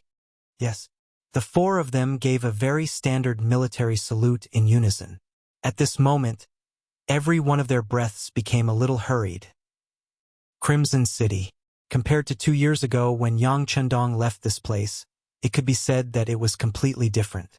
Spacious and clean cement roads, neat and orderly buildings of various types, self-contained and well-equipped new residential areas, all kinds of factories and units, one after another. Looking from afar, who knew how many tall chimneys were emitting black smoke? This was far from the time to care about environmental issues. At this moment, the world had yet to experience the industrial era. It was originally very well protected, and Crimson City was the first industrial city. Every day, many of the things manufactured here would be transported by the Navy of the Cold Front to the nearby areas. For example, items as small as toilet paper, toothpaste, toothbrushes, chewing gum, soap, towels, nail clippers, sugar, canned food, and so on. As large as mirrors, glass, cosmetics, cheongsams, and so on, all of them were best-selling products. They were all in short supply and were sent to some nearby countries. These things were exchanged for countless gold and silver, rice, flour, cloth, and various ores and steel. With the raw materials on Ryukyu Island, as long as it was Yangtze's territory, everyone's life became better. They had enough food and clothing, and their homes were filled with all kinds of food and silver. In order to ensure that these fruits of victory were not stolen and plundered by others, everyone gave their all to push this carriage forward.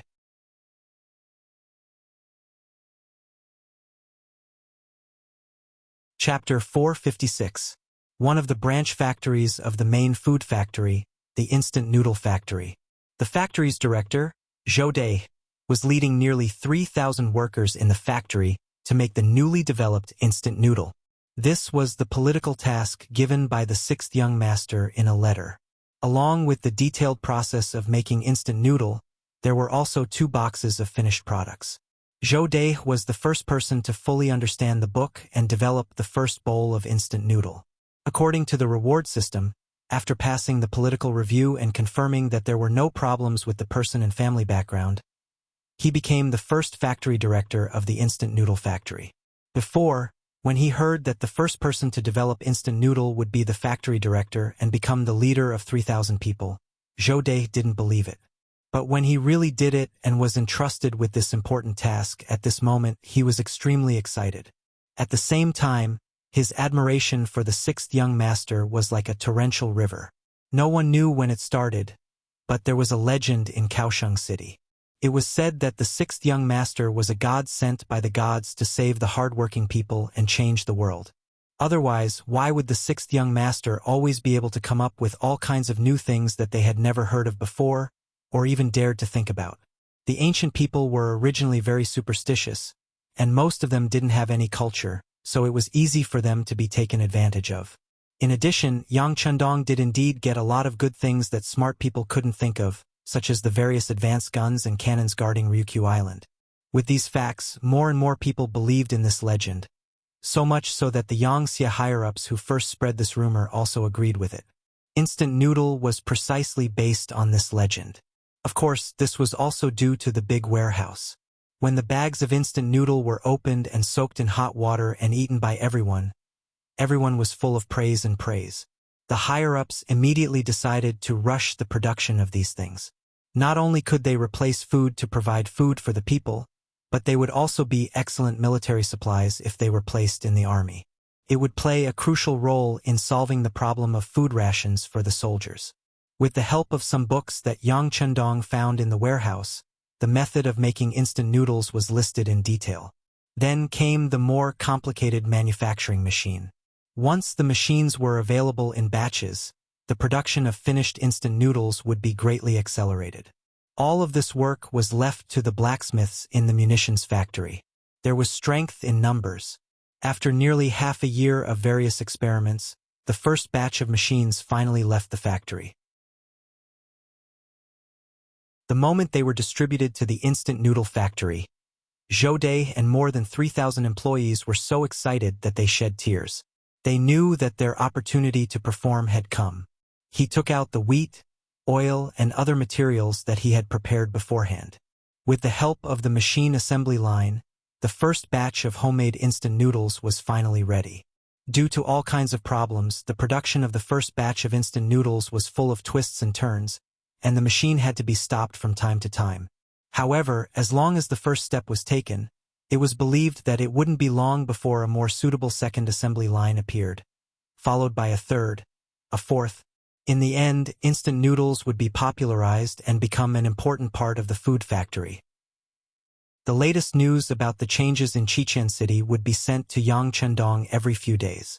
Once they found that there was a deviation from the track, they would immediately correct it, and then the information would be quickly transmitted to Ryukyu Island. After 2 years of development, the Security Bureau was no longer what it used to be. Their tentacles had already involved various places, and even many countries. Just the monthly budget alone had expanded to more than 3 million taels. With so much money spent, even if such a huge organization was handed over to the Southern Ming or Beiming to manage, they would not be able to afford it financially. This was also the important reason why the Security Bureau had actually surpassed the Imperial Secret Guards and the East Faction Guards in many aspects. Of course, 3 million taels a month seemed to be a lot, but when one knew that the total number of internal and external personnel of the Security Bureau had reached 50,000, it was not so surprising. In other words, if it was implemented on each person, it would only be tens of thousands of taels of silver a month. It must be known that, in order to find out useful information, these people would definitely spend a lot of money. Often, it was just a small piece of inadvertent information. If one wanted to be the first to get it, one would have to spend a lot of money and time in the early stages. In this regard, Yang Chendong had no intention of reducing the amount at all. In his eyes, the Security Bureau had not developed enough. His goal was the whole world, and he had only just touched Asia and a small part of Europe. This result naturally could not satisfy him. It could also be imagined that one day, when they really went out, the Security Bureau would definitely be the group of people who would always be at the forefront. When they went to a new country, a new environment at that time, the expenses would really be huge. Fortunately, with the emergence of various new factories in Qiqian City, there would be offshore ships sending out novel goods every day, and huge amounts of silver would be sent back to the island every day. This was where Yang Chundong dared to invest a lot of money. This was the advantage of a monopoly. When the things in Qiqian City became unique, when the goods they produced could not meet the demand, the power to set the price was completely in their hands. In Yang Chundong's words, it would be a waste to not earn money from foreigners. There was only a higher price, there was no limit. It was precisely because of such instructions, coupled with the existence of a group of powerful people in the upper echelons of each country, that such high-end products were constantly taken out and consumed, and there was no need to worry about not being able to sell them. Developed communication had its advantages, and being conservative also had its advantages. Just like now, because it was too difficult to communicate with other countries, Crimson City naturally rose up. It was developing in the same way every few days. At the same time, many of its disadvantages were revealed. Most importantly, its population was too small. Ryukyu Island's territory was still sufficient. At the very least, it had a population of less than 1 million, and this was after the recent kidnapping of quite a number of people and sending them to the island. Even so, compared to Taiwan's population of more than 20 million in the future, the current population was not even 1/20th of that. One could imagine just how vast this place was. Because of this, there was a large amount of land that needed people to develop and plant. Even though the first Shang dynasty in the north was still struggling at death's door and had not been completely destroyed, most of the land on the island was already under Yang Xie's control. This caused the gap in their population to be a little too large. During this period of time, in the process of dealing with the Huang bandits, many of the Ming dynasty civilians and captives had been moved over. However, there were only a few 100,000 people. Compared to the lack of manpower, there was still a huge gap. The Ming dynasty was still at its peak, and at the very least, the citizens were not completely disappointed in them. Under such circumstances, it was obviously unrealistic to ask them to leave their homes and move to the island. Under the current situation, he could not force others to do so. Otherwise, once the Southern Ming dynasty discovered his intentions, who knew what the consequences would be? After thinking about it, in order to solve the population problem on Little Ryukyu Island, Yang Chundong set his sights on the foreign races. Those who are not of my race are bound to have different intentions. This sentence had been proven to be correct in history. However, if he was only using them, then it was nothing. If they were obedient and accepted the Han culture, then they would not be hopeless. On the other hand, if they did not want to give face, then Yang Chundong did not mind creating more slaves. Some dirty and tiring jobs could be done. Wouldn't that be perfect? With such thoughts in mind, Yang Chundong's first target naturally fell on the Jiaoji country. Once the Han people were strong, they would tuck their tails between their legs and behave themselves. Once the Han people became weak, they would be like poisonous snakes in the dark, coming up to bite them. It was truly annoying. Yang Chundong's plan for dealing with the foreign races was to directly attack, cripple them. After destroying the country, they would be thrown into chaos again. This seemed a bit cruel, and there was nothing humane about it. However, in the long run, how could this not be a solution? Pain could be exchanged for long-term stability. No matter how one looked at it, it was worth it. As for why others did not do this, perhaps it was because they did not have the ability to do so. Or perhaps it was because too much time had passed, and there were too many unforeseen variables. However, all of this was nothing in Yang Chundong's eyes. He had Dachang, and everything was enough. Kuang Ye's secret memorial had been sent to Zhu Qizhen of Ying sect. Zhu Qizhen naturally praised the compromise that Jiaoji sent out assassins. Yang Chundong's wife was attacked, and then the Duke of Loyalty and King of Min reached an agreement to send troops to deal with the Jiaoji army. No matter what, Zhu Qizhen was the monarch of the Ming dynasty. In his view, the war with King of Min was just a family matter. Even if the Miao people participated, it was not a big deal. After all, the Miao people and the Han people had been together for many years, and they were also a part of the Ming dynasty. However, what was Jiaoji? What was the meaning of participating in this? He had always been dissatisfied in his heart, but there was no other way. Now, Yang Chendong took the initiative to stand up and deal with them, and he only sent out the unusable ships and some iron in Sujiang Manor. No matter how he looked at it, it was worth it. After all, if Yang Chendong did not take action, who knew if Songjiang could be defended in the future? The things placed there were likely to become the spoils of war for King of Min. Who would not be willing to take these things that might not belong to them and use them to do favors and attack the opponent?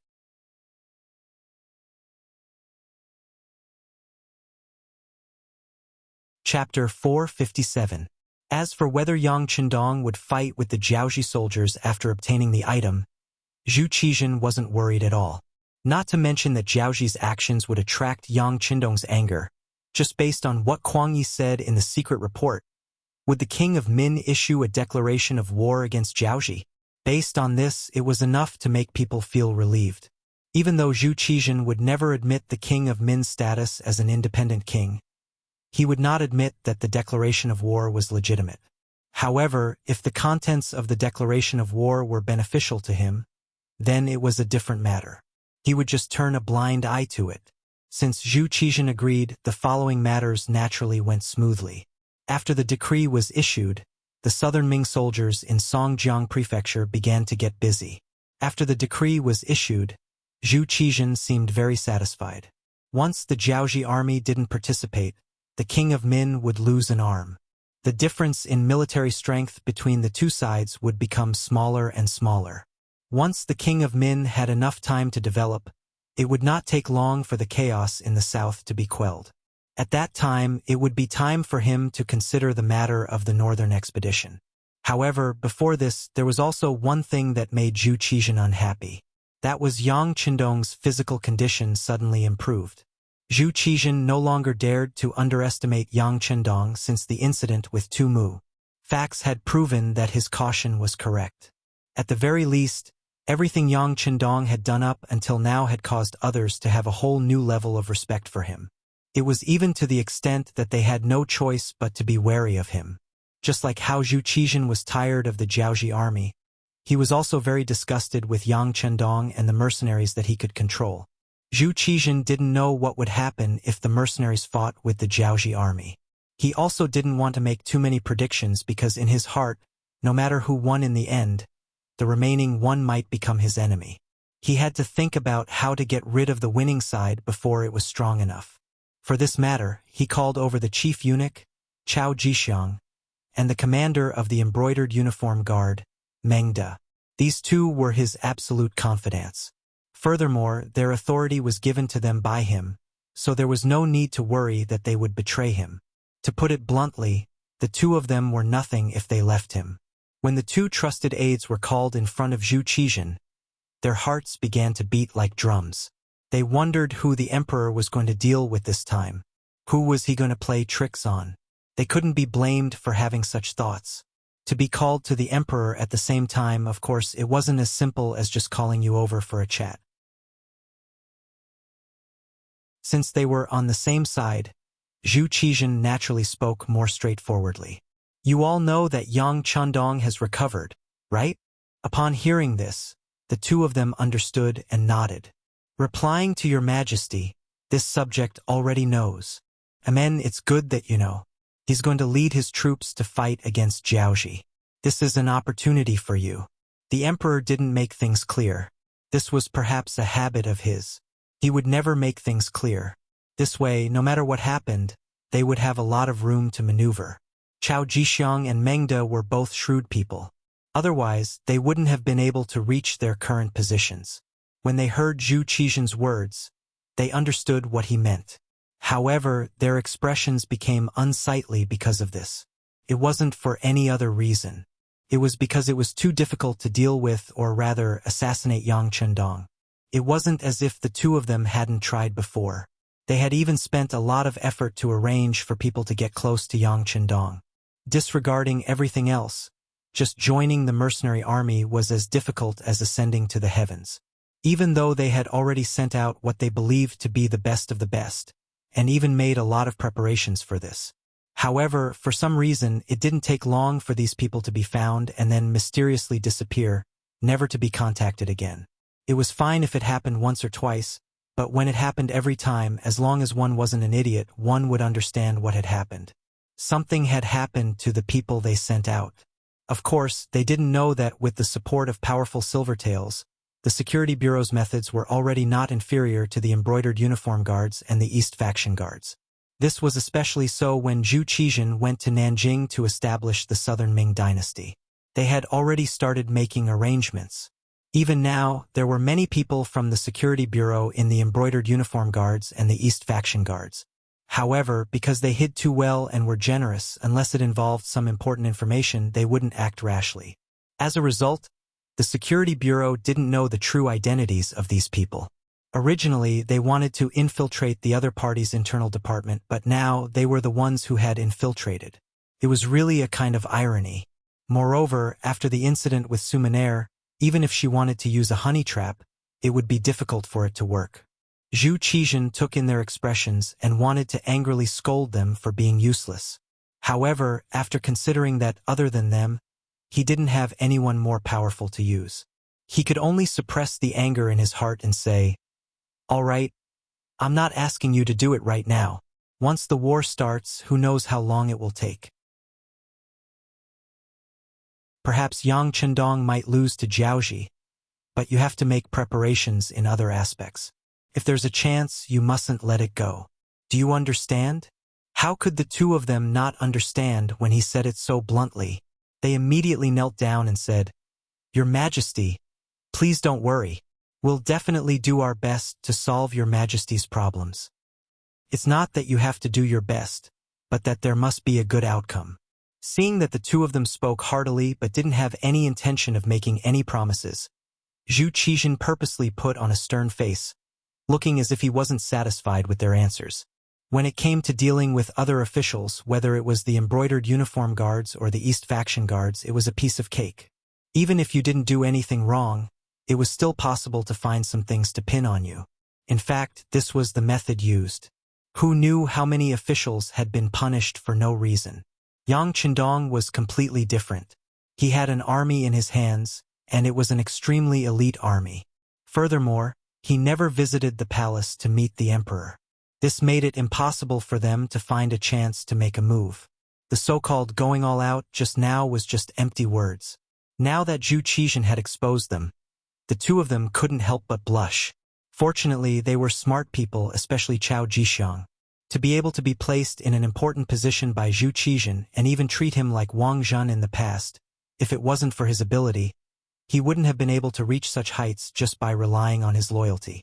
"Your Majesty, this subject has a suggestion, but I don't know if it's appropriate to say it." Chao Jixiang knew that he had to bring out something useful today. Otherwise, the emperor wouldn't let him off easily. "Sir, if you have something to say, just say it. I'm listening." Seeing that Chao Jixiang had something to say, Zhu Qizhen immediately became interested. He wanted to see if Chao Jixiang really had a good way to deal with Yang Chendong. Being stared at by the emperor, Chao Jixiang first took a deep breath and quickly thought over his plan in his mind. After thinking that it was feasible, he said, "Your Majesty, do you think the Prince of Min or the Duke of Zhongdan is a greater threat to the South Ming dynasty?" Hearing Chao Jixiang's question, Zhu Qizhen wanted to say that both were greater threats. However, considering that such an answer was too shameless, he thought for a while and said, "Of course, I think the Duke of Zhongdan is a greater threat. After all, the Prince of Min is a member of our Zhu family. We can talk about our affairs behind closed doors." Good. This was the answer that Chao Jixiang wanted. Striking while the iron was hot, he said, "Since this is the case, this subject thinks that we can contact the Prince of Min and deal with the Duke of Zhongdan together. If he loses the battle with Jiaoji, there is nothing to say. If he wins, he is bound to come back. At that time, we will wait for them to fight until both sides are injured. When they are tired and exhausted, we will suddenly send troops. Your Majesty, what do you think the result will be? Hiss! Zhu Qizhen took a deep breath after hearing this. If an army had just finished a battle and was about to take a good rest, a stronger army would appear and target them. Then the result would be obvious. If that was the case, then the overall situation would be set. The plan was good. Even Zhu Qizhen felt that it was too insidious. However, considering that everything was for the sake of the great Ming dynasty, it was understandable that the method was too extreme. But it was because of this that Zhu Qizhen had to cooperate with the Prince of Min, which made Zhu Qizhen a little unhappy. Seeing that Zhu Qizhen did not immediately express his opinion and was thinking deeply, Chao Jixiang continued, Your Majesty, the Prince of Min and you are just family matters. Yang Chendong is really different. If we can't suppress him now, it will be more difficult to target him in the future. Once he gains power, who knows if he will be the next Huang Yuliang. His face was still very serious, but he could not help but nod first. Chao Jixiang's words were exactly what he was worried about. It seemed that his great companion had a good sense of politics. Seeing that Zhu Qizhen did not interrupt him, Chao Jixiang knew that he had spoken the emperor's mind. He continued proudly, Presumably, both Your Majesty and the Prince of Min can see the problem of the Duke of Zhongdan. As long as we remind him a little, he will definitely do something. At that time, we can eliminate the problem in his heart and also let the Prince of Min be seriously injured in the process of killing him. It is really killing two birds with one stone. Good, good. Zhu Qizhen clapped his hands with an encouraging look, but then he shook his head. We can see this, but can the traitor Prince of Min not see it?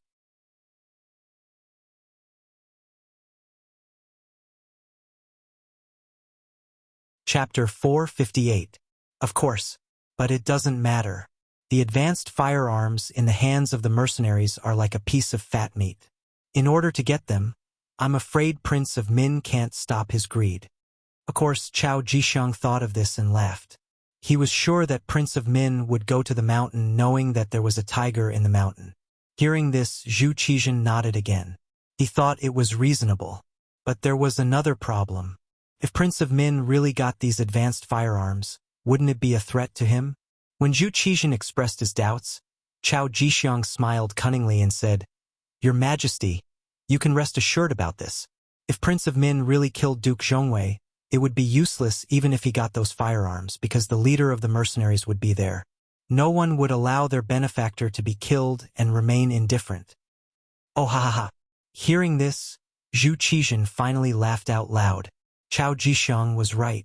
Prince of Min was such a greedy person that he would not let Yang Chendong live under his nose. Seeing that Zhu Qizhen finally laughed heartily, Chao Jixiang knew that his plan had been approved.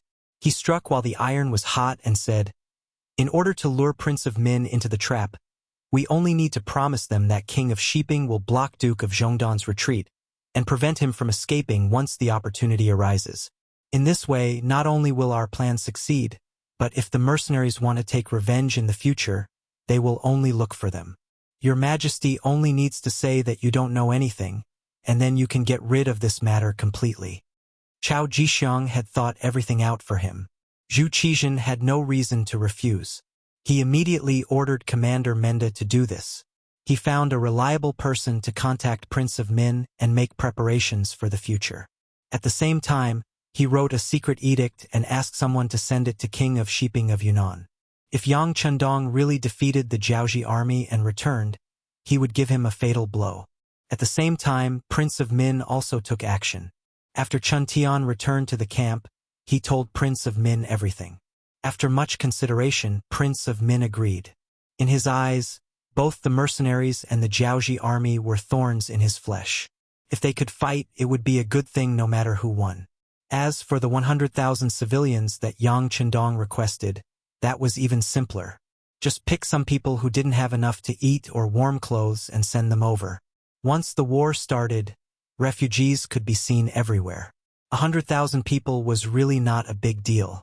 Once he did this, he would fall out with the Jiaoji army.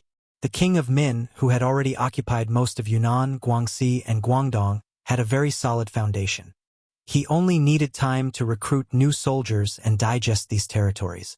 His strength would increase by several times. At that time, he would not be afraid to face the weak southern Ming alone. King of Min made a decision, and Ingzong also responded. Finally, it was Yang Qindong's turn to make a move. Yang Qindong, who owned Daikara, had long set a goal for himself. In order to achieve these goals, the first thing he needed to do was to have power and influence. He had achieved this. The second thing was to weaken the Great Ming's strength. Then, he would openly have the power to lead his own troops. He had also achieved this. The third thing was how to lead his army to conquer the world and gain the Great Ming's tacit approval. For this step, he had put in a lot of effort. Now, it seemed that he had finally achieved it. When he received Zhu Qixin's imperial edict from Kuang Yi that allowed him to lead the troops, the next day, 1,500 cold vanguard troops, 5,000 auxiliary troops, and 5,600 temporary auxiliary troops, a total of 12,000 men, set out from the south of Gaozhou Prefecture, brushing past Miao Jinlong's camp and heading towards Guangxi. 2 days before they left, Yang Qindong arranged for his 2 wives to leave with the last batch of soldiers from Laizhou Prefectural City. This time, they were going to fight Jiaoji.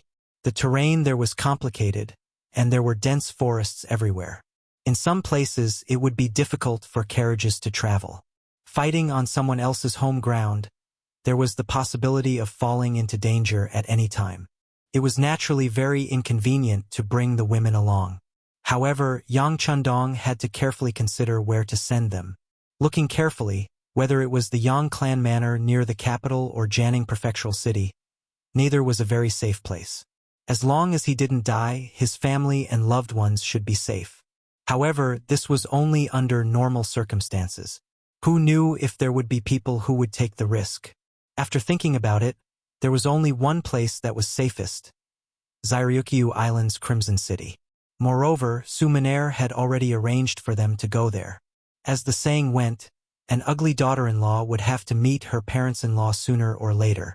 Even if he didn't tell them about Crimson City, he probably wouldn't be able to hide it from the 2 women for long.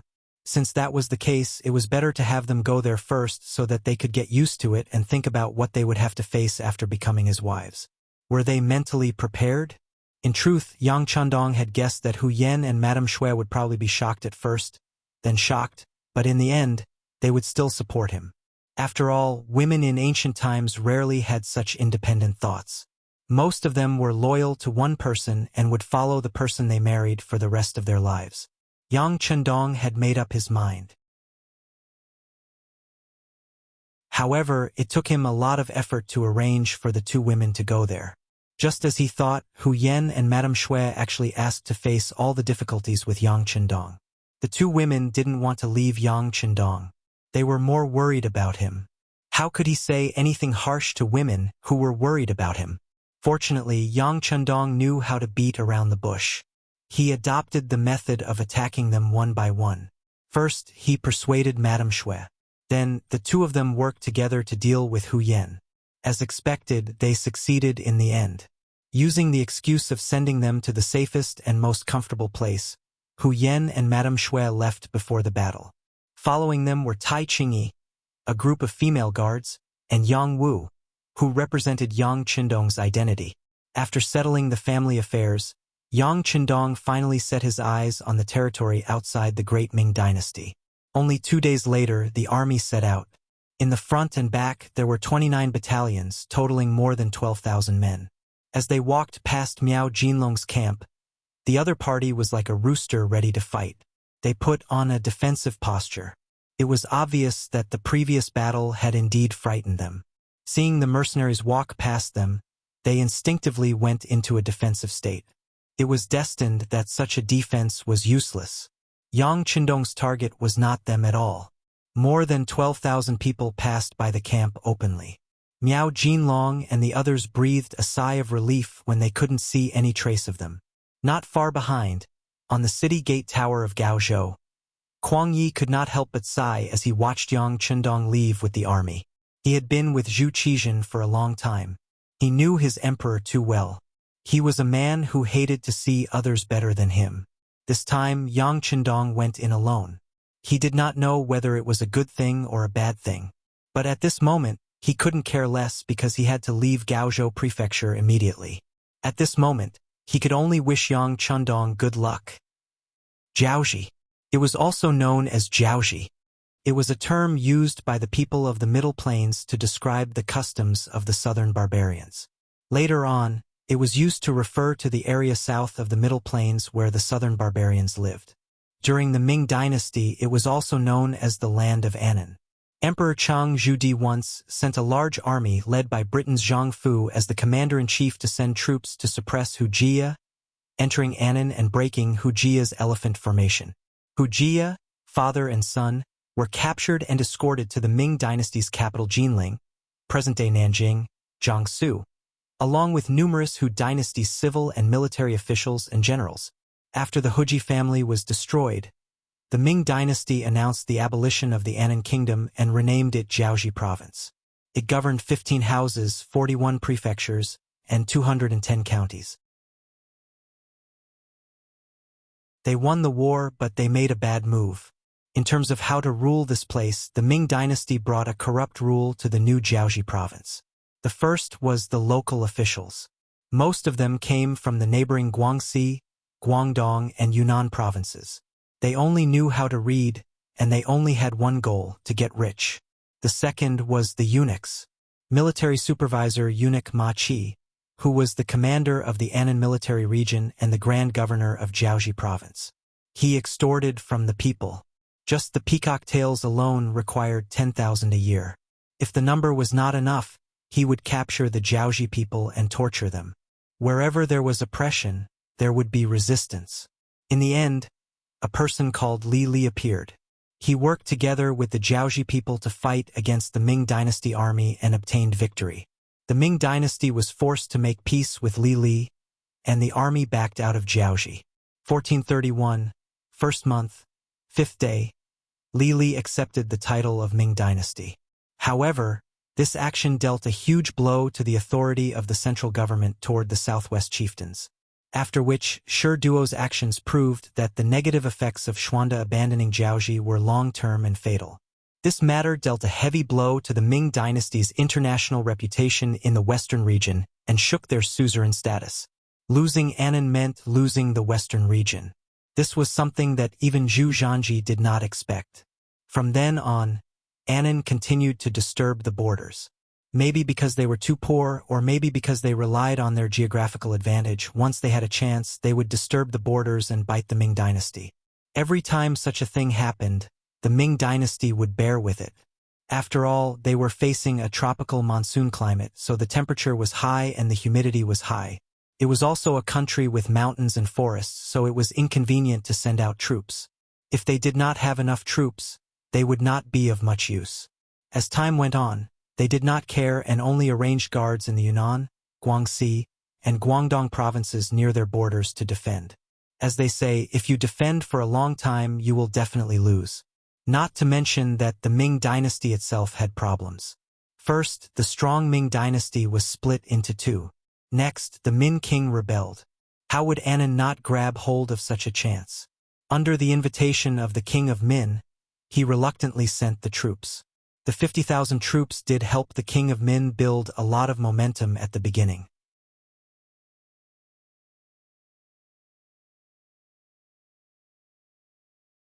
Chapter 459.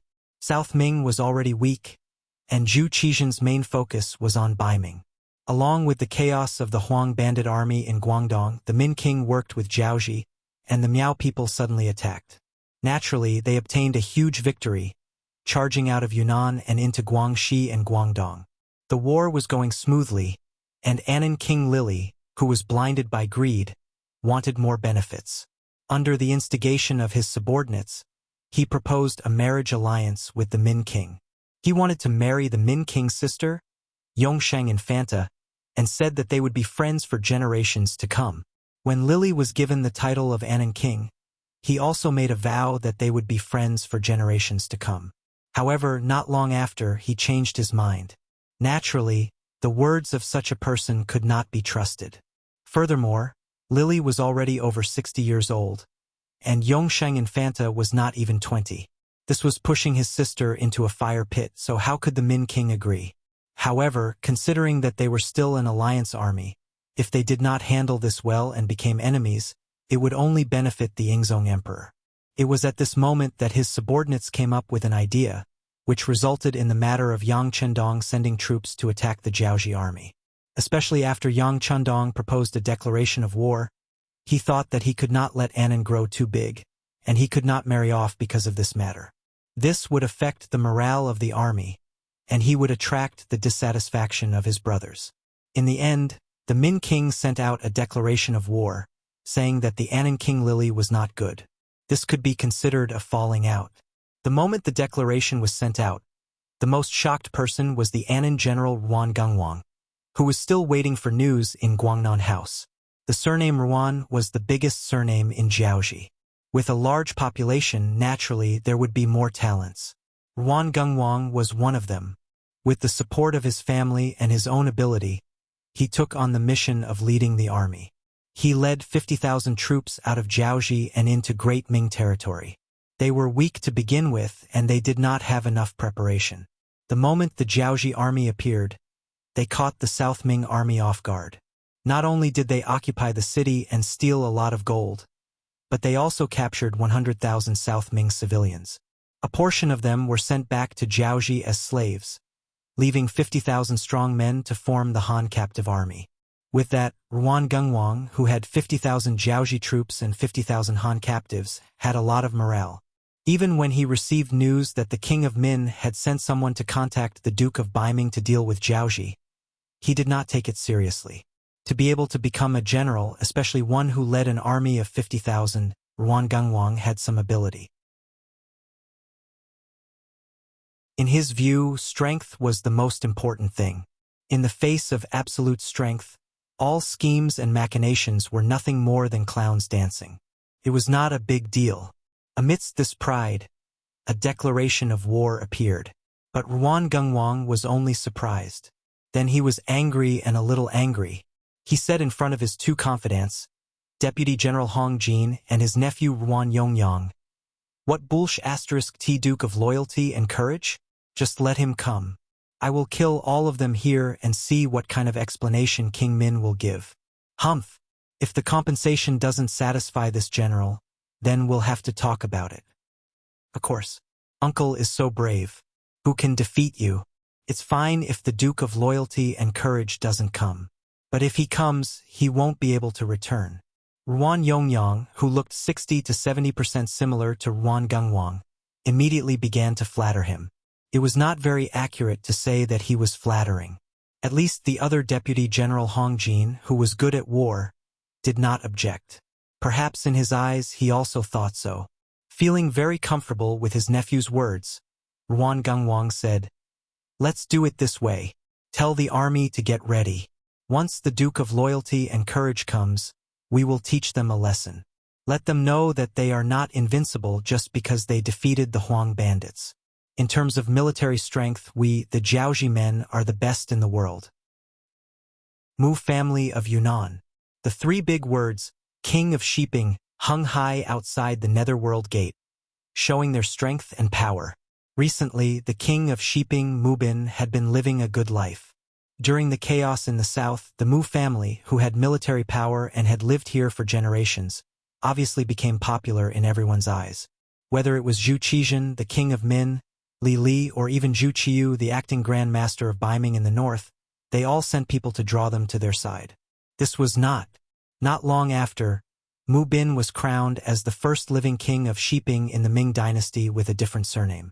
Mu Bin should have been satisfied with being crowned as a king of Shiping. This was definitely something that could be written in the history books and bring honor to his ancestors. In fact, Mu Bin did send out troops. In order to live up to the title of King of Shiping, he led 100,000 Mu family troops to fight against the King of Min. Unfortunately, he had to return in defeat because of the stupid teammates of the Southern Ming dynasty. Then he could only watch the King of Min's forces go out of Yunnan and quickly occupy Guangxi and Guangdong. Now that things had come to this, Mu Bin did not have any better ideas outside of Yunnan. Because once he led the army out, what would happen if Yunnan fell into chaos? Who would be responsible for the military supplies along the way? Under all kinds of worries, Mu Bin did not make a move. Fortunately, his existence could restrain the army of the king of Min's lineage. People like the king of Guangdong, Zhu Huili, and the Miao chief of Dumang village, Yang Wenba, were restrained by him in Yunnan and Guangxi, and did not dare to act rashly. It was precisely because of this that Zhu Qizhan did not openly cause trouble for Mu Bin. Although it was certain that he was not satisfied, he was too far away from the emperor. There was nothing he could do. He could not reprimand the other party and cause the Mu family to seek refuge with King Min. If that happened, the South Ming dynasty would be in real danger. In such a big environment, Mu Bin lived very comfortably. Zhu Huichen, and Yang Wenba, who knew the strength of the Mu family, did not want to fight with him. On the contrary, they would send people to send some gold and silver from time to maintain their relationship. Mu Bin did not want to accept it at first, but under Wang Ji's reminder, he finally accepted it all. Wang Ji was a very interesting person. He was originally the assistant minister of the Ministry of War of the Southern Ming dynasty and had some ability. When Kuang Yi was old and retired, he would naturally be able to smoothly fill the position. However, he was impatient and did not choose to stay put. Instead, he decided to take the initiative to make more contributions and become the minister of the Ministry of War as soon as possible.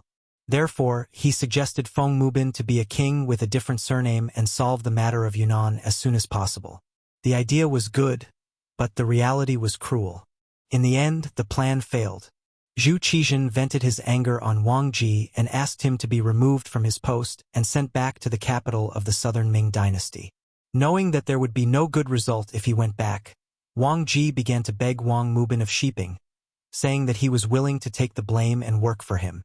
He also promised that once the war was over, with his connections, he would be able to contact more important officials to speak for the king of Shiping when he returned to the capital with the gold and silver. Considering that his title as a king with a different surname came a little suddenly and Zhu Qizhan did not give it so willingly, who knew if he would come after him in the future?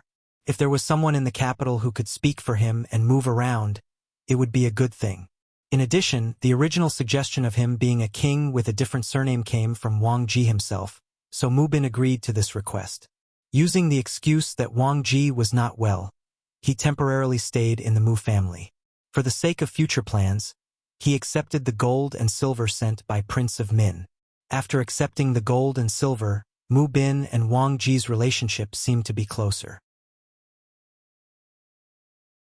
This time, after seeing Prince of Min's declaration of war against the Jiaoji army, he called Wang Ji over and asked him about the plan. Lord Wang, His Majesty has given me a secret order and asked me to make some preparations. Once the Duke of Loyal Courage really defeats the Jiaoji army, we should take the opportunity to suppress them. What do you think about this matter? In the back garden of Prince of Shiping's mansion, Mu Bin and Wang Ji sat opposite each other with a humble look on their faces. Although Wang Ji had done something wrong and provoked Zhu Qizhan's anger, he still had some ability. In particular, his connections in the capital and his understanding of Ingzong's thoughts were something that Wang Ji could never catch up with. Therefore, if there was anything, Wang Ji was very willing to discuss it with this important official in the capital. Now that his life was in Mu Bin's hands, Wang Ji would answer any question, even if it was for the sake of survival. Now that he heard the question, he pondered for a moment and said, "Shiping King, there's nothing to worry about. Everything is clear. Please enlighten me, Lord Wang." Although Mu Bin already had a plan in mind, he still wanted to hear the views and opinions of the left assistant minister of the Ministry of War. Sensing the gloomy look on Mu Bin's face, Wang Ji knew that Mu Bin was trying to test him. After thinking for a while, Wang Ji smiled and said, "Prince of Shiping, the situation is clear. The Emperor's decree also stated that this time, the Duke of Loyal Courage only has about 10,000 men, while Yuan Gongwang has gathered 100,000 soldiers. The difference in military strength is already huge. Next, one is attacking and the other is defending. One is familiar with the terrain, while the other is new here. Under such circumstances, I don't see any possibility of Yuan Gongwang losing. In ancient times, when fighting a war, they paid attention to the right time, the right place, and the right people.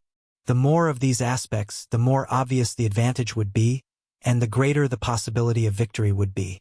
Looking at these aspects, it seemed that Yang Chendong only had the right to send troops, and he was at a disadvantage in all other aspects. Under such circumstances, it was no wonder that Wang Ji would make such a conclusion. Mu Bin kept nodding, looking very much in agreement. So, this time our target is the Jiaoji army who is going to win. Hey, you can't think like that. Wang Ji's expression changed instantly. Prince of Shiping, I know you want to fulfill the emperor's decree and attack whoever wins. However, the Jiaoji army is not that easy to defeat. Let's not talk about whether or not we can win. Even if we defeat Ruan Gengwang with King Li Li's temper, he will definitely send more soldiers. If that's the case, when will revenge ever end? Wouldn't we be putting ourselves in danger?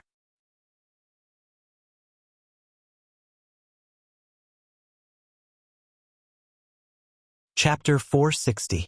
Hearing that Wang Ji did not allow him to fight, Mu Bin was confused. He asked, "Then what should we do?" "Do nothing, just wait and see. Unless the Duke of Loyalty wins with a few people, we can send troops if there is a chance. Otherwise, don't act rashly. No one is easy to provoke. As long as we don't help anyone, we will be everyone's friend. In this way, when the Jiaoji army is angry, they will not find trouble with us. They will only attack the King of Min. We will sit on the mountain and watch the tigers fight to preserve our strength. No matter what, we will be in an invincible position." When these words were said, it was clear that Wang Ji was indeed planning for Mu Bin. Mu Bin kept nodding his head in agreement when he heard this. Speaking of which, his Mu family had been loyal for generations. This could be seen from history. However, the current situation was completely different from history because of the appearance of Yang Chendong. There were two emperors of the great Ming dynasty. Both of them said that they were the legitimate ones. For a moment, Mu Bin did not know who to listen to. Under such circumstances, who should he be loyal to? Since he didn't even know what was going on, he might as well bide his time and observe the situation before making a move. Wang Ji saw that Mu Bin had stopped thinking about fighting and could not help but breathe a sigh of relief. He was now relying on Mu Bin. Of course, he hoped that Mu Bin was as strong as possible. This meant that he would be safer.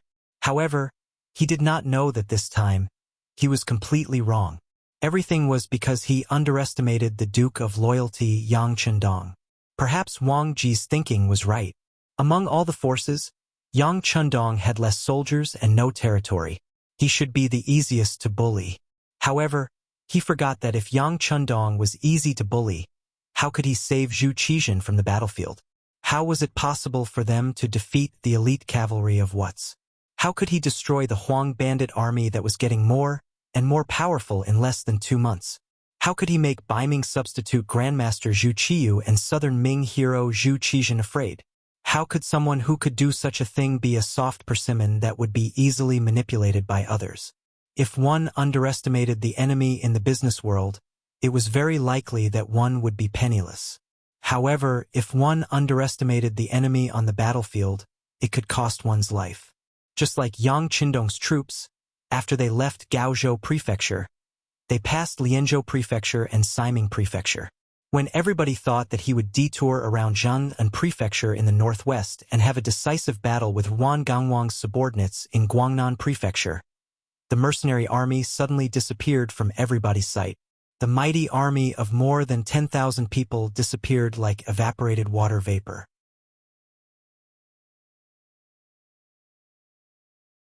This news quickly spread to the South Ming Army, Min Army, Miao Army, Mu Family Army, and Jiaoji Army. Disappeared? How is this possible? Compared to the other military camps, Ruan Gengwang of Jiaoji Military Camp in Guangnan Prefecture was the most anxious one. In the past few days, he had already made preparations to fight the mercenaries outside the city. He even gave the order to not defend the city and go out to attack. Although abandoning the city and not defending it was equivalent to losing his advantage, he was still confident when he thought that his military strength was 7 to 8 times that of Yang Chendong's. However, he did not expect that after everything had been prepared, news suddenly came from the front. Yang Chendong and the mercenaries he had brought with him had disappeared. This made him feel that something was wrong. He hurriedly strode to the sand table and stared at the vicinity of Siming Mansion. The news had been cut off here. Naturally, his gaze would also fall on this place. Standing aside with tiger-like eyes, it was Deputy General Hong Jin. Different from Deputy General Ruan Yongyang, he was the nephew of General Ruan Gangwang and had a natural advantage. He could only rely on diligence and better performance to gain the general's approval. Just like before, when he led the troops to fight the South Ming Empire, he performed very well. More importantly, he was very obedient. That was how he got such a position. Although Hong Jin was very obedient, he also had his own ideas. Otherwise, he could not have reached the current height with only his honesty. Under his observation, he noticed that Ruan Gangwang's gaze fell on the vicinity of Siming Mansion. His heart moved, and he said, "General, could it be that those people directly entered the dense forest and entered Liang Mountain?" Hong Jin's guess was exactly what Ruan Gangwang was thinking. These words made his breathing quicken. At this moment, another deputy general, who was also his nephew, Ruan Yongyang, fiercely stood up and said, "Impossible. They don't have the guts to enter Liang Mountain. Let's not talk about the problems of food and logistics for more than 10,000 people. Just the fact that it's already the 7th month and the rainy season is coming at the right time. The weather is humid and hot, and even us locals aren't willing to stay in the mountains and forests at this time. Not to mention the snakes, ants, tigers, and other creatures. Once we launch a pincer attack from the front and the right, I really don't see any way out." After saying this, Ruan Yongyang seemed to feel that it was not enough. He added, "Logically speaking, the loyal duke leading the troops should know this. If he doesn't even know this common sense, then I can only say that our opponents this time are too weak. They are not worthy of our attention." Ruan Yongyang's words were very reasonable. Jiaoji was located south of the northern border. It was hot and rainy, especially from May to October, when the rain would flood. At this time, the nests of many animals in the dense forest were not safe, causing them to roam everywhere. It was very dangerous. The reason why it was said to be very dangerous was that unless it was a particularly experienced local elder, not many people would be willing to enter the dense forest under such conditions. It was not much different from rushing through the gates of hell. Not to mention an army of more than 10,000 people. Once they entered without knowing anything could happen. If they did not handle it well, it was normal to lose 60 to 70% of their non-combat personnel. In addition, without enough logistical support, no army would take the initiative to enter the mountain. It was precisely because of this harsh environment that Jiaoji was able to remain independent despite its small population and small army. Its overall strength was far inferior to the Great Ming Dynasty. Hearing Ruan Yongyang say so much in one breath, General Ruan Gangwang nodded repeatedly. Just when the other generals thought that he was thinking the same, he suddenly said to his deputy general, Hong Jin, "Immediately arrange for scouts to enter the Langshan area and search for possible traces and evidence of their entry." The sudden decision stunned the other generals. After hearing this, Hong Jin's body instantly stiffened and he said, "Yes, General. This subordinate will do it immediately." After Hong Jin went out to arrange things, Ruan Yongyang, who was in the hall, said in a questioning tone, "Uncle, you don't really think that these mercenaries are brave enough to enter the forest, right? If that's the case, we don't even need to do anything. Most of them will die in there. Call me General. Also, I am the commander-in-chief here. I naturally know what to do," Ruan Gangwang reminded. Ruan Gangwang said in a warning tone. Ruan Yongyang's mouth, which had originally wanted to say something else, was now half open. Clearly, his uncle was angry. When the main general was angry, even if you were his son, you would have to restrain yourself. This was the army. Without iron-like military discipline, there would be no way to win any battles. As for Hong Jin, he immediately sent out a team of 200 elite scouts to Langshan. Most of them had lived in the forest for generations, and many of them frequently went in and out of Langshan.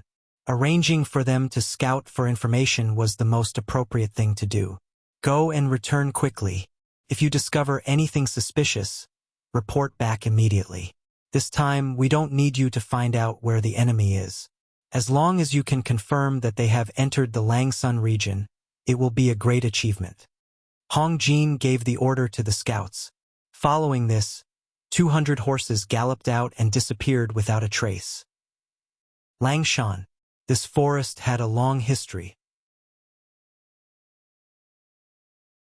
If one had to describe it, it could be described as a primeval forest. Especially now that it had not been developed and polluted, the number of mountains and forests and the density of the trees was unimaginable to ordinary people. For example, if one walked in this forest, regardless of whether it was day or night, unless one found a favorable position, it would be very difficult to see the sun. This was all because the density of the trees was too high. It was so high that it could completely block out the sun. Another example would be walking for tens of meters, at most 100 meters. In less than 10 meters, one could see thick tree trunks that were so thick that even two people couldn't wrap their arms around them. There were even thicker ones that were so thick that even 3 or 4 people's arms wouldn't be able to wrap around them. There were also many trees like this. From this, one could see how desolate and primeval this place was. When Yang Chundong led more than 12,000 mercenaries into this forest, he saw such a scene. Oh, the forest here is much denser than the ones we encountered during training. The trees are also much thicker.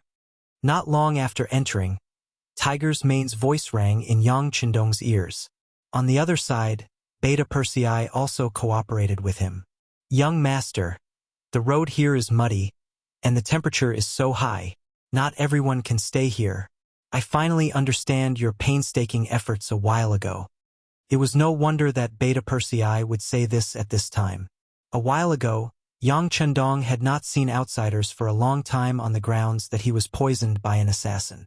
In fact, he had been secretly training the army. The main subject of the training was how to survive in the forest and how to best exert one's strength. At that time, many mid-level officers, low-level officers, and even some higher-level officers did not understand this kind of training. Especially during training, Yang Chundong deliberately chose some rainy weather and when the temperature was high to increase the intensity of the training. For this reason, many soldiers were injured. There were even some auxiliary soldiers who could not persevere at all and were directly injured and retired from active service. You're tuning in to the Journey of the Soul YouTube channel. Don't forget to subscribe and join us on this journey to catch the most captivating stories.